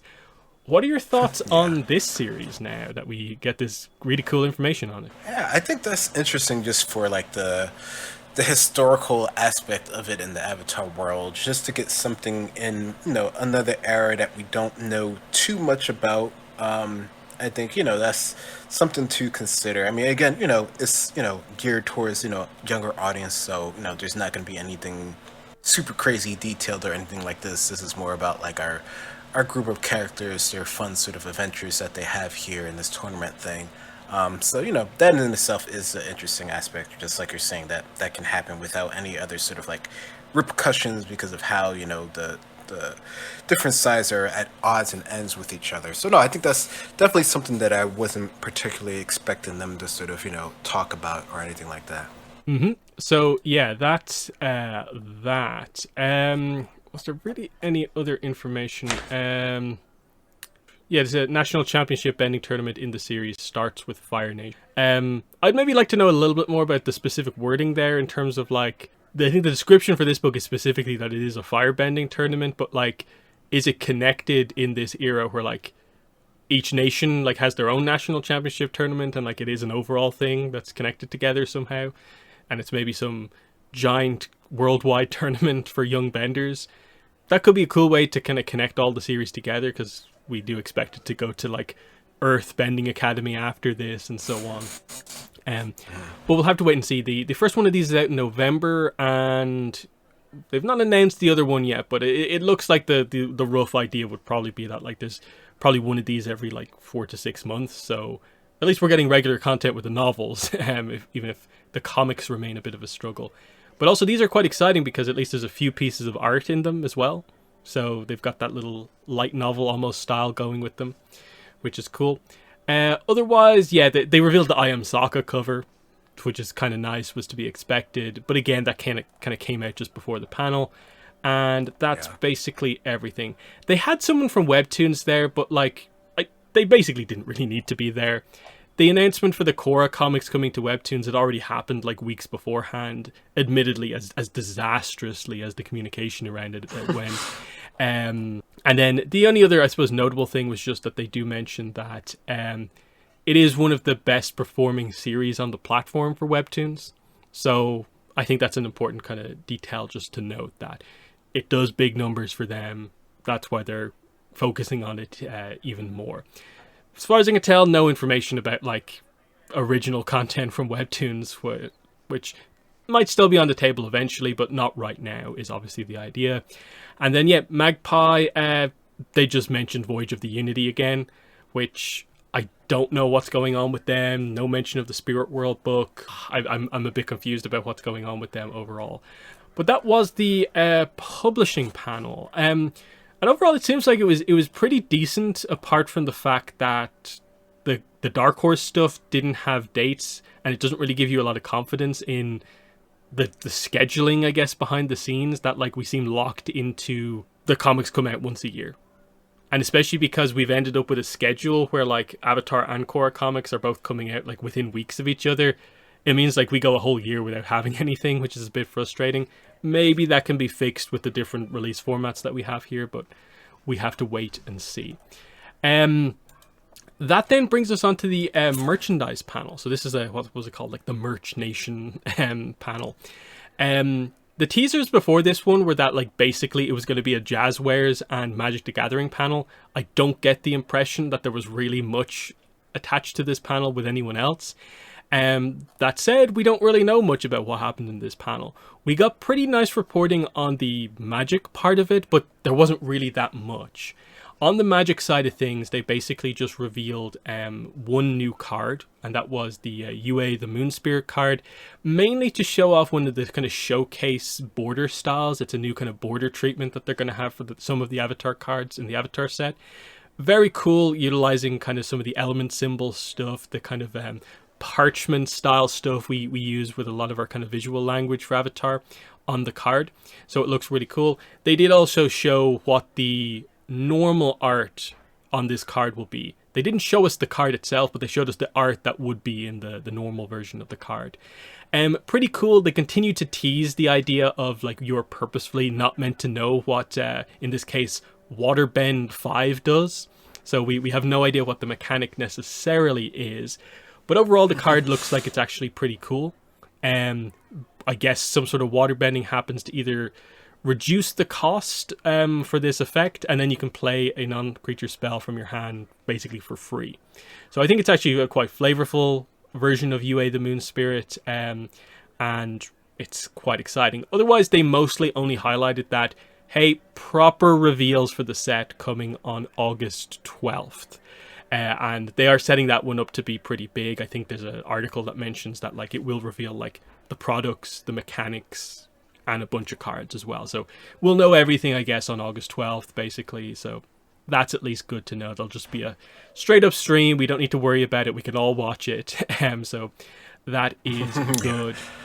Very quickly, just before we get some opinions here, there was also the Katara promo card at the event. So this is, I guess, where a lot of the scalping happened, is because this card was available at the event. I checked a couple of days ago, I think it's going for like 150 on like eBay or something like that. So it's pretty crazy for one card. It might have gone up or down since then, but the lines for the Petco Park or whatever it was seemed like it was crazy throughout the entire event. It seems like they sold out or like gave out all of the ones that they had as it went on. But very cool card. Our first look at Katara. It's actually her in her Fire Nation outfit, which is cool. Katara the Fearless, green, white, blue for a 3/3. And basically she makes allies trigger their abilities twice. So the whole idea is that a lot of the cards we've had so far all say ally on them. So I'm guessing she'll help Team Avatar have their effects go off twice, which is kind of cool as an effect. It is a promo card. You'll note that it doesn't have like the Avatar set symbol, and it says P or M instead of TLA. I think the takeaway from this is that there will be a card, this exact card, Katara the Fearless, in the set. It'll just have different art probably. So this is exclusive art, realistic. But what are your thoughts on the two Magic cards that we got from the set? I think they're cool. I like the designs that they have on both of them. The one for UA with her border, I think that definitely feels like that fits sort of the world of Avatar. So I like that they're sort of like incorporating that a little bit more into the cars. Make them just that little bit more sort of unique. And yeah, and then one for Qatar, I think is pretty cool. I saw, I think someone I was following did actually get it as well. But yeah, they're definitely all over eBay if you really wanted to get one.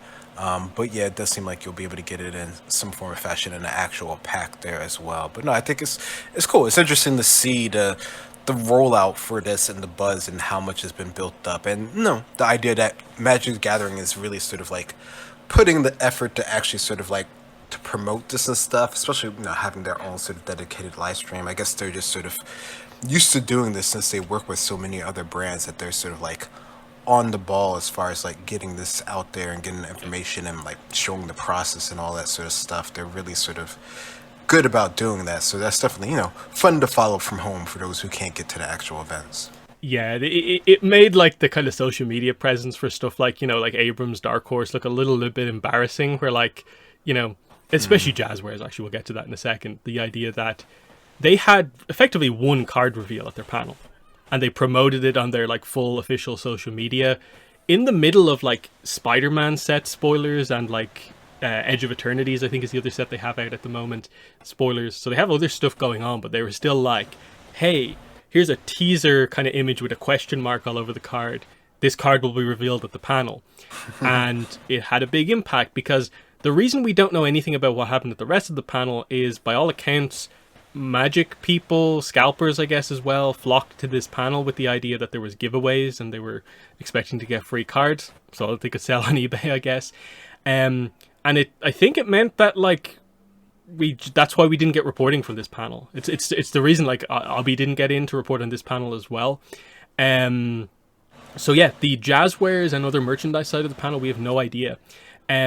I think there was one person on the Magic side of things who reported on the first part of the panel, and they got a look at like the slideshow, and it highlights that like, okay, they showed some stuff at the start, like first four figures, Katara figure they briefly went over, Nendoroid Zuko they went over, there's some sort of a Momo thing that I still don't know what it is. But yeah, I have zero idea what Jazzware showed at this panel, even though they're the company that have the big toy line coming out. And they've not posted about like anything like since then. It's kind of crazy that there's no reports. Like this is literally like lost media almost or something like that. But what are your thoughts on that?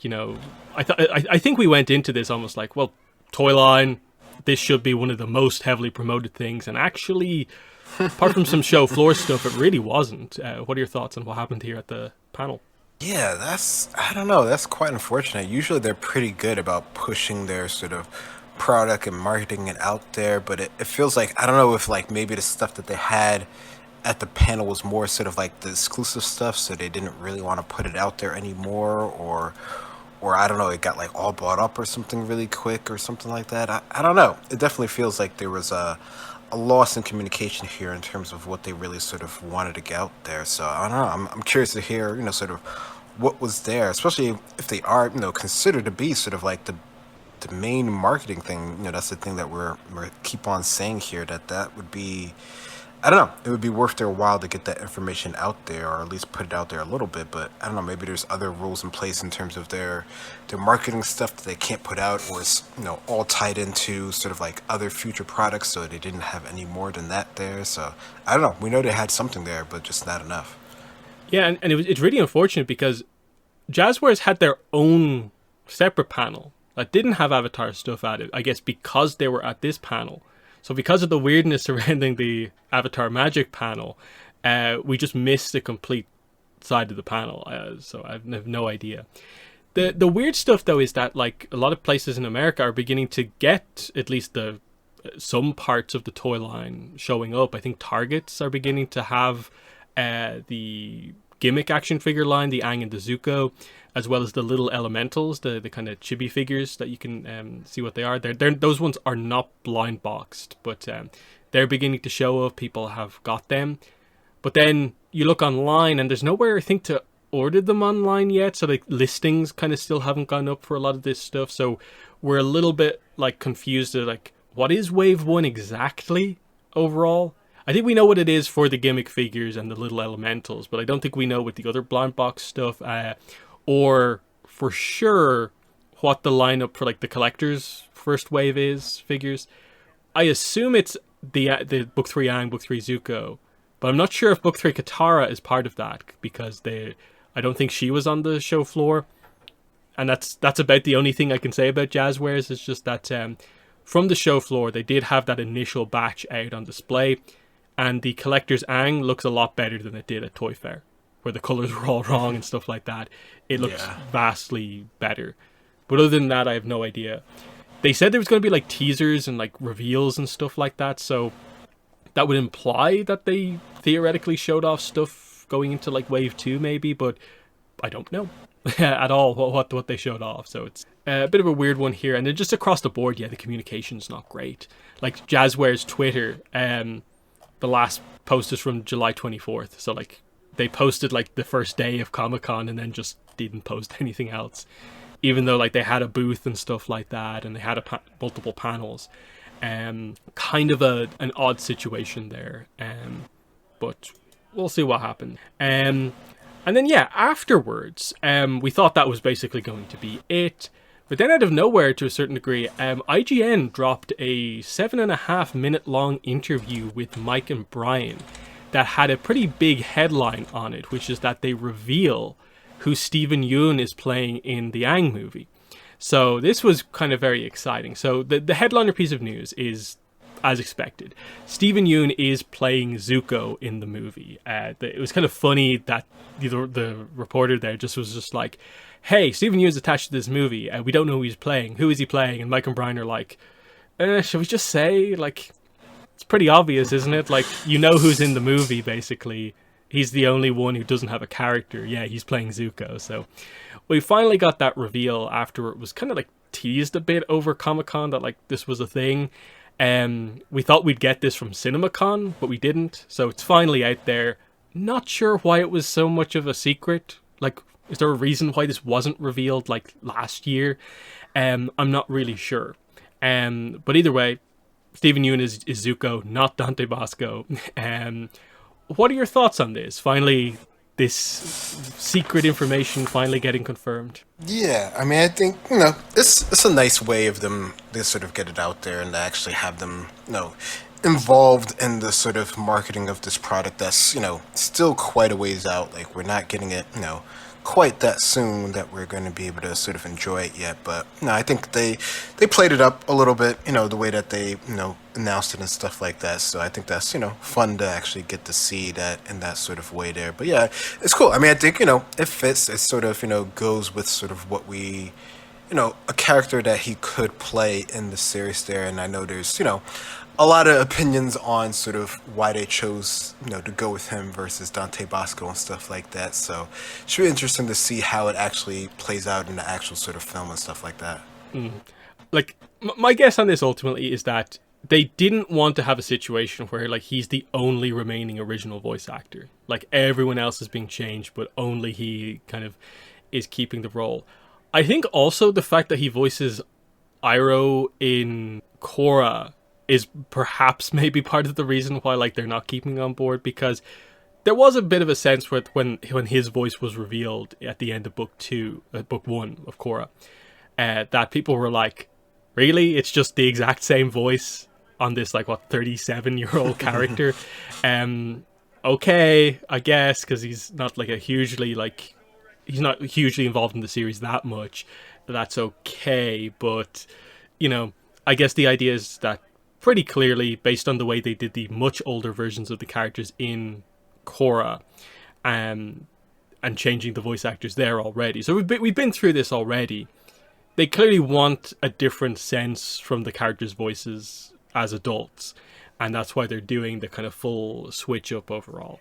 Like, again, the nostalgia reasons for this, but like I think there are a lot of people out there who maybe don't realize the reality of like Zach Tyler Eisen hasn't been a voice actor in a very long time, and some of them maybe can't do the voice in the same way that they used to be able to, or they won't be able to take the voice in the direction that is needed to as the older version of the character. It's, you know, it's a little bit disappointing, but also it has been like 20 years. I think it makes sense in that regard. So I'm glad we finally kind of have this kind of weird mystery out there, kind of highlighting that, yes, a lot of places reporting Dante Bosco was confirmed was kind of misinformation. But yeah, that was not the entire interview, of course. This is actually one of the few places where we get the idea that Seven Havens is 2027, because the host starts out by saying, like, you know, I'm here with Mike and Brian, and they have an animated movie coming out next year, so 2026, and then the year after that, an animated show. And Mike and Brian don't correct her or anything like that on that, so unless they're definitely not like super promoting the 2027 thing with Seven Havens. Like, Mike and Brian never say 2027, but I think there's just an assumption that like it's going to be somewhere in 2027 probably. Do you have any thoughts on that? Just the kind of almost hesitance about giving even the year for Seven Havens? Yeah, I mean, I don't know. I'm not surprised that they were sort of hesitant about that. I mean, it's almost sort of like a surprise that they're talking about it sort of at all, considering it does feel like it's quite a bit a ways, and they never want to sort of like give out information that could potentially and most likely probably will change. I mean, I guess they feel like that's like a good enough time that they probably can get that, but who knows how projects and stuff are going to go into the future there. But I like that they at least said something there, so that gives us some general idea of things. But yeah, the way that media projects sort of go, who knows when it's actually going to come out there. And an interesting point, this is where I kind of realized, like, oh, this interviewer is actually trying to get some information out of Mike and Brian. This is actually a quite open interview. When they reveal Steven Yeun's voice of Zuko, I think it's Mike and Brian together kind of both go like, oh yeah, we worked with him before. He voiced Juan. And she immediately is just like, what about the potential of like him coming back as Juan in the movie? And they're like, what? And Mike steps up and is just like, we're not talking about that right now. So they give a non-answer. I see people reading a lot into this kind of answer and maybe the reaction to this, as in like Juan confirmed. But I'm kind of like, I think in a lot of these interviews about stuff like this, I understand why they would not be inclined to confirm either way. Like, even if this is not true, like Juan is absolutely not in the movie, why they wouldn't just come out and say like, no, we can confirm Juan is not in the movie. Just like get information by virtue of kind of ruling out pieces of information. Why they just kind of give it the no comment type situation, that they're not saying yes or no, and you shouldn't really read into them saying yes or no. But at the same time, Juan is not an impossibility to appear in the movie if Aang has like a crazy Avatar state scene. But I wouldn't read too much into the way they approach this. But it was fun to see them a little bit taken aback by being just straight up asked by it. Any thoughts on the Juan mention here? Yeah, I mean, that was a nice sort of throw-in comment there that she had in the interview there, and I definitely could see.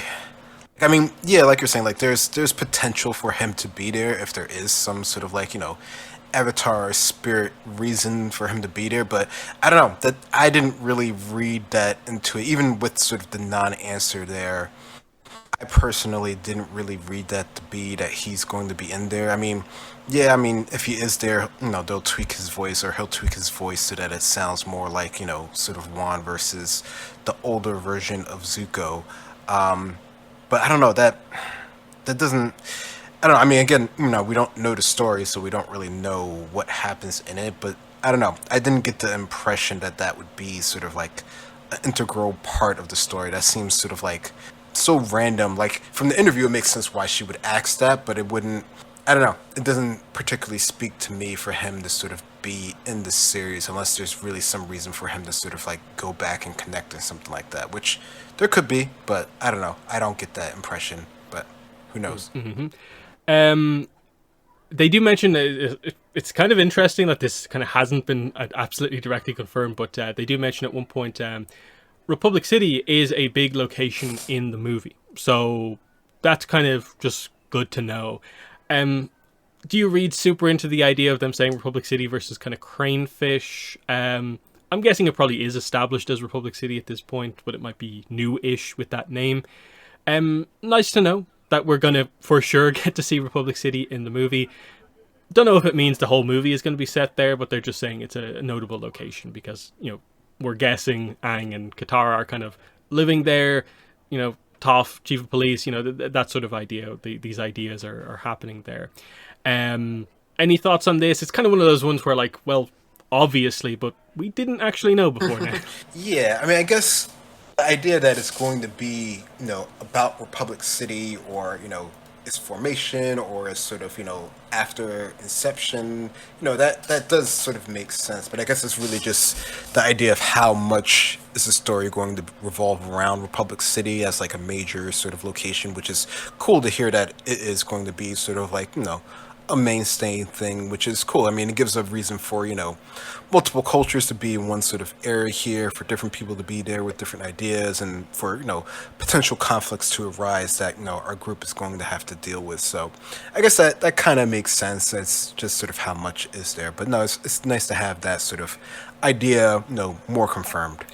They don't talk in any particular depth about Seven Havens. It's mostly Brian talking about kind of like how kind of like different the show is than the other things. Yeah. He kind of says like he basically said something similar like this around the time when Korra was announced, about like basically why did they do Korra versus kind of doing an obvious like sequel Avatar series, and this is his reason. Like he kind of talks about the idea that like animated projects basically are kind of like hard to get to doing, they're hard to make, and they kind of feel like privileged at being able to do kind of multiple. So of course they want to make every one of them kind of like unique and different so that they can be creative in all of them. And kind of the idea of like, this is why it's not just the same formula from like ATLA over and over again, and why there are some kind of big switch ups between all the series, is that they want the world to evolve. And that's why we get this kind of mystery focused kind of series that's more fantasy like, and that's the whole idea for Seven Havens. I've seen some people kind of bad faith interpret this as being like, Mike and Brian changing things for the sake of changing things, but it's kind of like there's still clearly Avatar elements in like the image before, like we talked about.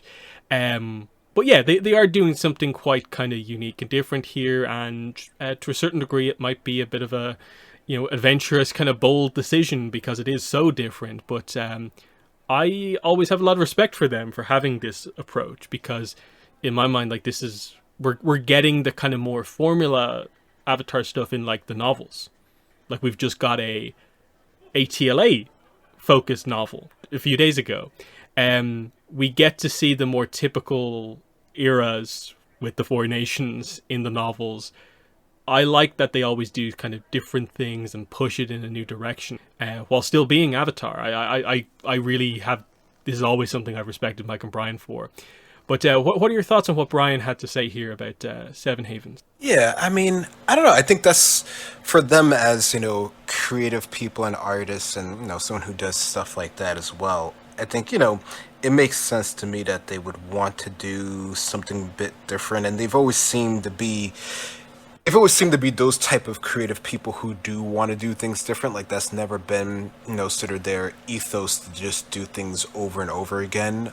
Even with, Avatar, when they did it originally, like the idea of them doing that sort of show, and, for it to even be successful was sort of like a leap of faith in itself. So, I guess it's sort of on brand for them to continue to do things that sort of are on sort of, that sort of wavelength. So, it feels like it's in line. Like it doesn't feel like they're just changing things just to change things, because their whole thing has always been to change things just because they sort of want to and they don't want to do things again.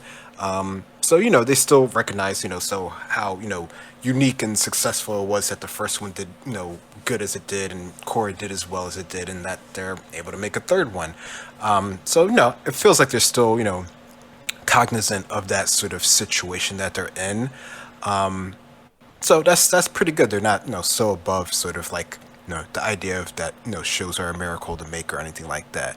So no, I think, the idea of that it's going to be something different sounds cool. That it's going to be, a bit different than what we've seen before, more fantasy type of stuff. I don't know. Some of it feels like they're just sort of reflecting on sort of our current way that we're sort of doing shows, and they're sort of tweaking it a little bit for their own means, but it's still, from what we've seen so far, which again, technically isn't really that much, it still feels like it's still in the same vein of Avatar with sort of like the core elements that we've had so far. So I don't know, we'll have to see some of the sort of other elements that they said that are going to be sort of more unique, how sort of out there that they feel. Because I mean, the idea that it is sort of fantasy or the future or anything like that, was something that they shied away from in the beginning. So the fact that they're now on the wavelength to include it mean that something has changed in the general sort of idea of how people are viewing shows.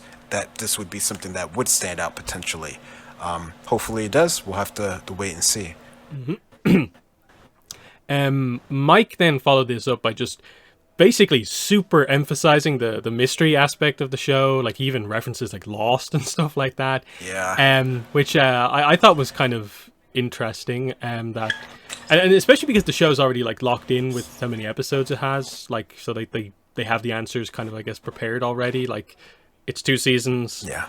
2 13-episode seasons. So like, okay, we'll get our answers across these, and then if they get renewed or like they decide to do more later, well, that's a separate plot than these ones, like I guess would be the idea. But I do like that, and I think that's the really obvious thing from both the description for the show, even some of the leaks, and the image we have is just that, like, yeah, the whole thing is filled with questions about how, why, when, even referring to like the past with Korra. All those are going to be major mysteries, which is kind of similar to like Korra Book 1, which I've always been a huge fan of Korra Book 1 and the way it approached doing the mysteries and the kind of answers there. And I think that's going to be good. So I think they have a decent track record when it comes to like Avatar mystery kind of plots so far. And it's maybe not the most heavily kind of focused on thing. Like you'd say maybe like, I don't know, like the first Yang Chen book was a bit kind of mystery focused. Like what is Project Unanimity? And I thought that was pretty well done. So that's kind of cool. But what are your thoughts on that? I think we've always known mystery was the focus, but Mike especially emphasizes it. Yeah.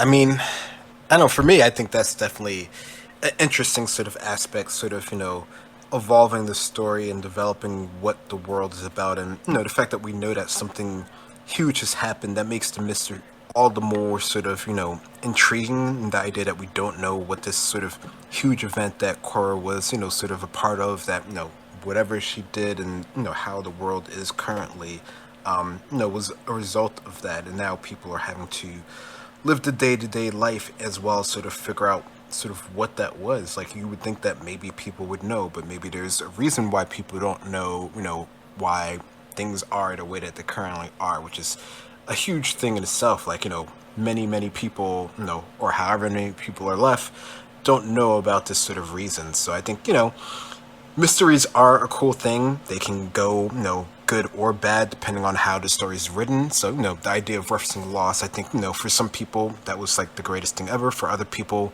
they didn't quite like how that things turned out in that one. So, mysteries can definitely be hit or miss. So it's definitely something that we're going to have to sort of keep in mind, and everyone will judge on their own, how worth it was. And it is, like you said, it is sort of locked, so we know that there is sort of a set idea of when this is actually going to get resolved, and it's just us sort of being along for the ride to see how that actually turns out. Then pretty much the last thing they say is just that, like, they kind of emphasize, I think we've already known, that they're not the day-to-day showrunners on Seven Havens. Like, other people have those kind of roles that they played on Avatar and Korra. They're obviously in their unique Avatar studios, like studio kind of head position, where they have oversight on like all the projects. But like, as we know from like interviews, like Brian is maybe a little bit more involved in the art on one of the upcoming projects, maybe like Project 3, 4, or 5, we don't really know. But they're more oversight on everything is their role, Which I think is kind of interesting to kind of know, to highlight that. Like each show has the core. It's from Mike and Brian, but it's still, you've got Lauren Montgomery directing the movie, stuff like that. Just important things to say, I think, in some of these interviews. But I don't know, do you have anything else to add about what they said about Seven Havens here? Yeah, I mean, I thought we did know that they weren't particularly the showrunners on pretty much most of the projects here. They really are sort of, taking the holistic approach of, seeing things from the top down and sort of manage things and, hopefully keeping things as like a cohesive sort of unit. They're always, their names have always been on sort of like, all the comics and the movies or the books and stuff like that. So like, they're part of the process. A lot of times they're like directly involved with it. Sometimes they give, funny notes on things. Sometimes they're sort of, loosely, working on things. So yeah, I mean, this, it does feel like they're trying to keep this as sort of like a big sort of, studio sort of project that has different things going in different directions. And hopefully, when we get to see things, it's actually sort of worth it and stuff like that. So I don't know, people definitely take this, many different ways. Like some people, never really liked them per their thoughts, on them actually running the show. Some people are totally fine with them being, the showrunners and the writers and stuff like that. So I don't know. There's always going to be a lot of different, opinions on that in terms of being both a positive or a negative, and we'll have to just judge it based on what we actually see. Mm-hmm. I think it was earlier on in the interview, but they did mention the comics. I thought it was actually quite interesting. They had a little section going over the comics with the interviewer, where like they mentioned like, the Promise, the Search, all the way up to Imbalance is like, it makes sense. Yeah, Imbalance is the one that maybe is the more obvious. Like, yeah, maybe read this one before the movie, just because it shows you Proto Republic City basically in Cranefish Town. That's cool. Just nice to know if you read the comics that they still regard them in that way and so on. It's more from like interviews from a few years ago where they said that like, yeah, they're running with the idea the comics are kind of 100% official basically. They'll adjust things if they feel they absolutely have to, but they wrote those comics to a certain degree. They helped out, especially in a lot of the early ones, really, really heavily. Mike is like the writer on like some of the core comics, so like, yeah, of course they're keeping their own content in mind. Wasn't a huge part of the interview, but I just liked that they did actually mention it. Because it's IGN, I thought this was interesting. I didn't expect this to come up. They do ask them about the Ice Wars Avatar RPG video game. I don't think they say Ice Wars, but that's what we kind of know it as. I very much got the impression that basically this game is still incredibly early. Like, we are not going to see anything about this anytime soon. They gave us the vague estimate, I think, on that podcast interview like last year of like 2027 or 2028. I'm thinking this is like 2029 at the earliest. They tried to talk about it, but I really just got the impression that they didn't know much about this, apart from the story concept, which I guess is their main involvement in it. Just the concepts. And yeah, they talk about some of that stuff. That like they're happy to finally be making a big game and that it's actually going to happen this time. They mentioned the idea that, yeah, the game is set, they say 7,000 or 8,000 years in the past. The previous statement on this was 7,000 years in the past, so that makes sense. Brian interestingly kind of mentioned the idea that the idea for this came from something in development on the Aang movie, as well as older ideas, led to the idea of them setting this game 7,000 years in the past and it being related to like Water Tribe history. And then I don't think they had ever directly said this about the game initially, but they confirm it here that this is pre-Four Nations because it's older than 4,000 years in the past from Aang. It is pre-Four Nations, and so I think that's actually a big thing to mention in like an interview like this. That I took that, like the interviewer, for instance, I was kind of surprised and I think liked that idea. So yeah, that's their approach. And again, they emphasize the idea that like they're trying to do something different with the story here. Big video game, of course, they want to make it like feel unique and different, but it's still going to be Avatar, of course. So that's cool. And then the interview ends with just the idea that like anything else you're working on apart from the two obvious projects, they say there are going to be other series, other games, and other features at Avatar Studios. So we basically knew that. Yeah, from the start, yeah, the multiple series, multiple movies, other games were mentioned alongside, the Ice Wars stuff. I'm not really sure what the exact details on that are, but very briefly at the end they say stuff like that. So, any thoughts on this stuff at the end of the interview about the game and so on? Yeah, I mean, I think, it does feel like it's very early on in the game. Like, again, like you, I wouldn't be surprised if it's quite a while, especially if they seem to really be into it this time, which I don't know, they've been into it before, so, who knows how to really sort of gauge that sort of, confirmation from them. But yeah, it does feel like they're trying to make it feel like it's going to sort of stand out. In terms of, I guess, the gaming in the market. And so, I don't know. I hope it does really well, or it is really sort of interesting that it does sort of add to things overall in terms of just, the Avatar lore. I think, it being that far back in time, which is something we knew before, or at least we sort of, I don't know. I remember us coming to that sort of idea that it was before, the nations before. So it's nice to have that bit of confirmation here. But yeah, it definitely feels like it's pretty early in the development of that, and that there's just a lot of stuff that hopefully will, come out in the future. Yeah, the whole pre-4 nations thing, it's a complicated explanation because it's like, what's the references here? It's the Guru Lahima reference in Korra connected to like the Guru Lahima reference in the Kyoshi novels. Highlights that 4,000 years ago it was a time that was pre-4 nations. That's Lahima, and that, so 7,000 years, of course, is before that. Which I think is a concept that a lot of Avatar fans kind of struggle with, because I think they mentioned this in the interview themselves, that you think the world from the start just has the 4 nations, but they are a thing that develops over time. And so, yeah, most of the history of the Avatar world is actually like not with all 4 nations absolutely locked in like the way they were. So that's interesting.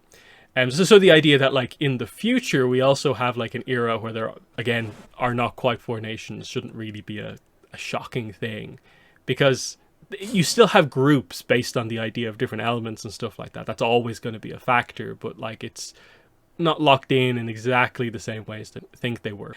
So yeah, that is the interview.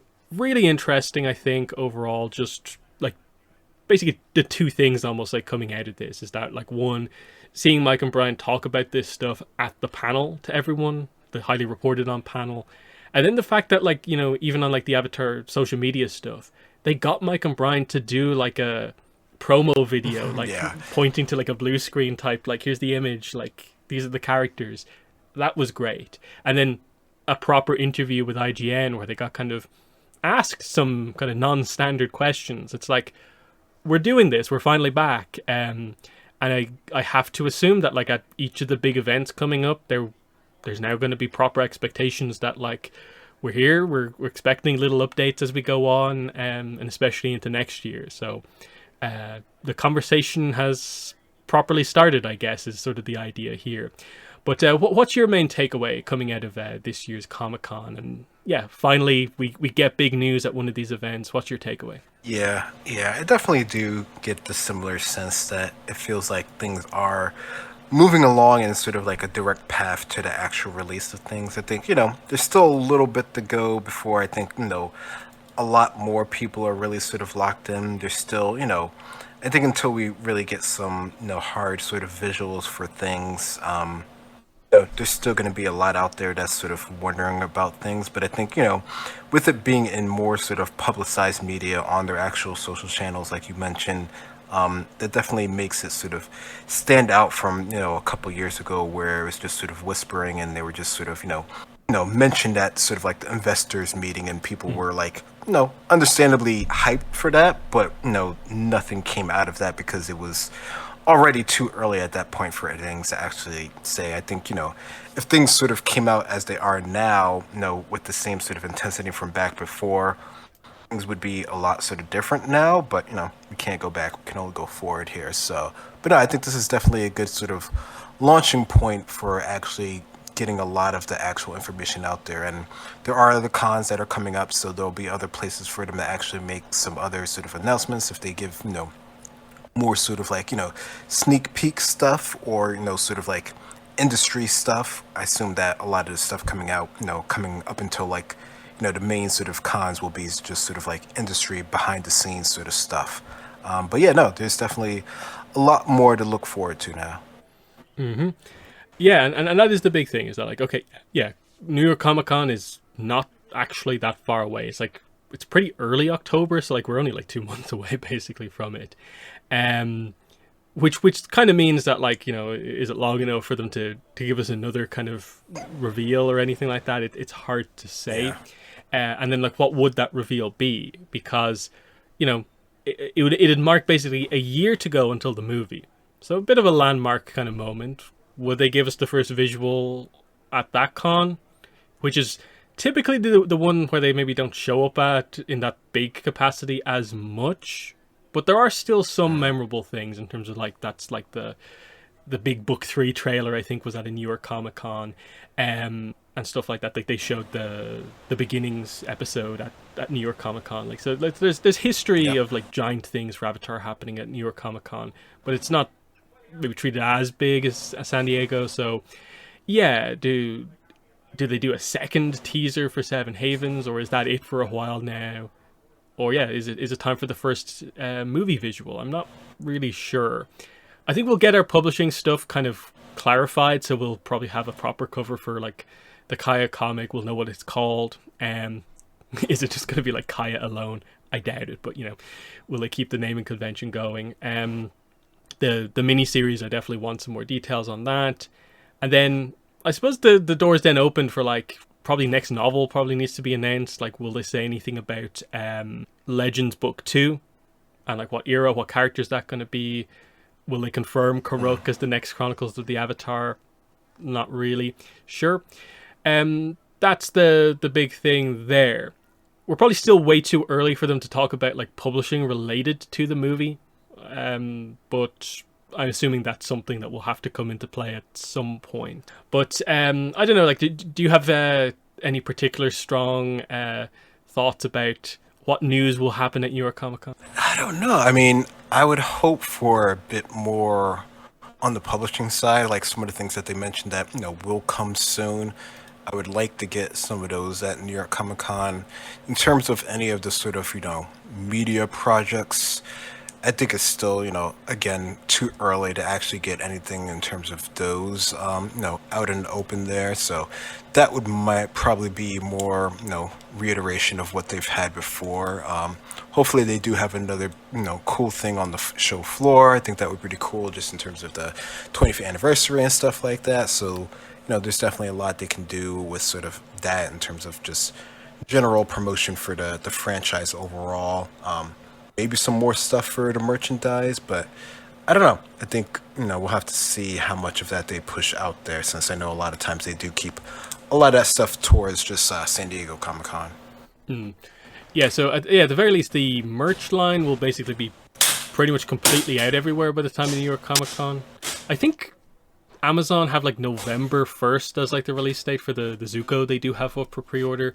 So it's a little bit before that, but we're basically kind of in that sort of ballpark. It's also going to be like relatively close to Magic the Gathering's release. I assume we'll be more or less getting into like the spoiler season at that point, where we'll have like a lot of cards, which is also something kind of notable. There'll be like so much new Avatar art coming out. But yeah, otherwise, the only other thing that maybe is worth mentioning is, again, from the anniversary press release. I almost expected them to announce it at this panel, but they didn't, is the YouTube Avatar Chibi Minis 2D story things that they're going to be doing.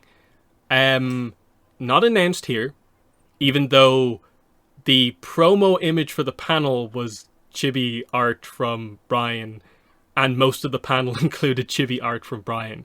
They didn't actually announce chibi minis. That's something they might announce at New York Comic Con. Maybe. So we're getting to the point now where, like, yeah, I think they've basically done everything on the list, apart from, yeah, I think the Avatar Roblox game, I think, still needs to fully come out, and then it's just those YouTube series. So that's the next thing we look forward to, and like I said, it's not that far away. Keeping in mind that, like, we'll know what the panels are like a couple of weeks beforehand. Like, we're not too far away from finding out a lot of that. But yeah, that's basically it. So otherwise, yeah, there wasn't really other news necessarily from the panel. So yeah, it's a slightly mixed bag, but we did get news. I think overall I'd say they slightly over delivered. And we're in a pretty good spot going. But in terms of the podcast, obviously we have a novel to talk about, and our next, I guess, 2 or 3 podcasts will be some discussions on City of Echoes. We'll have to organize them a little bit more because, like, I'm doing a lot of videos on it and stuff like that, and it's always a little bit tricky to organize a full novel discussion. But we will get to it. It's definitely a book worth talking about, so I'm excited to do those podcasts when we get to it, and then we can get back to doing our reviews, continuing Avatar and Korra, and then obviously not too long after that we'll have Light It Up to talk about, the Zito era book, and then Awakening of Roku as well. So like we have content to talk about on the podcast for pretty much the rest of the year, and the assumption is, the second we hit 2026, it should be, it might be light the first few months, but we'll be gradually getting into the marketing cycle, and hopefully we'll be fully back at that point. But yeah, that has been episode 294 of the Avatar Online podcast. It's been myself and Greg. Thanks for listening, and bye. Bye.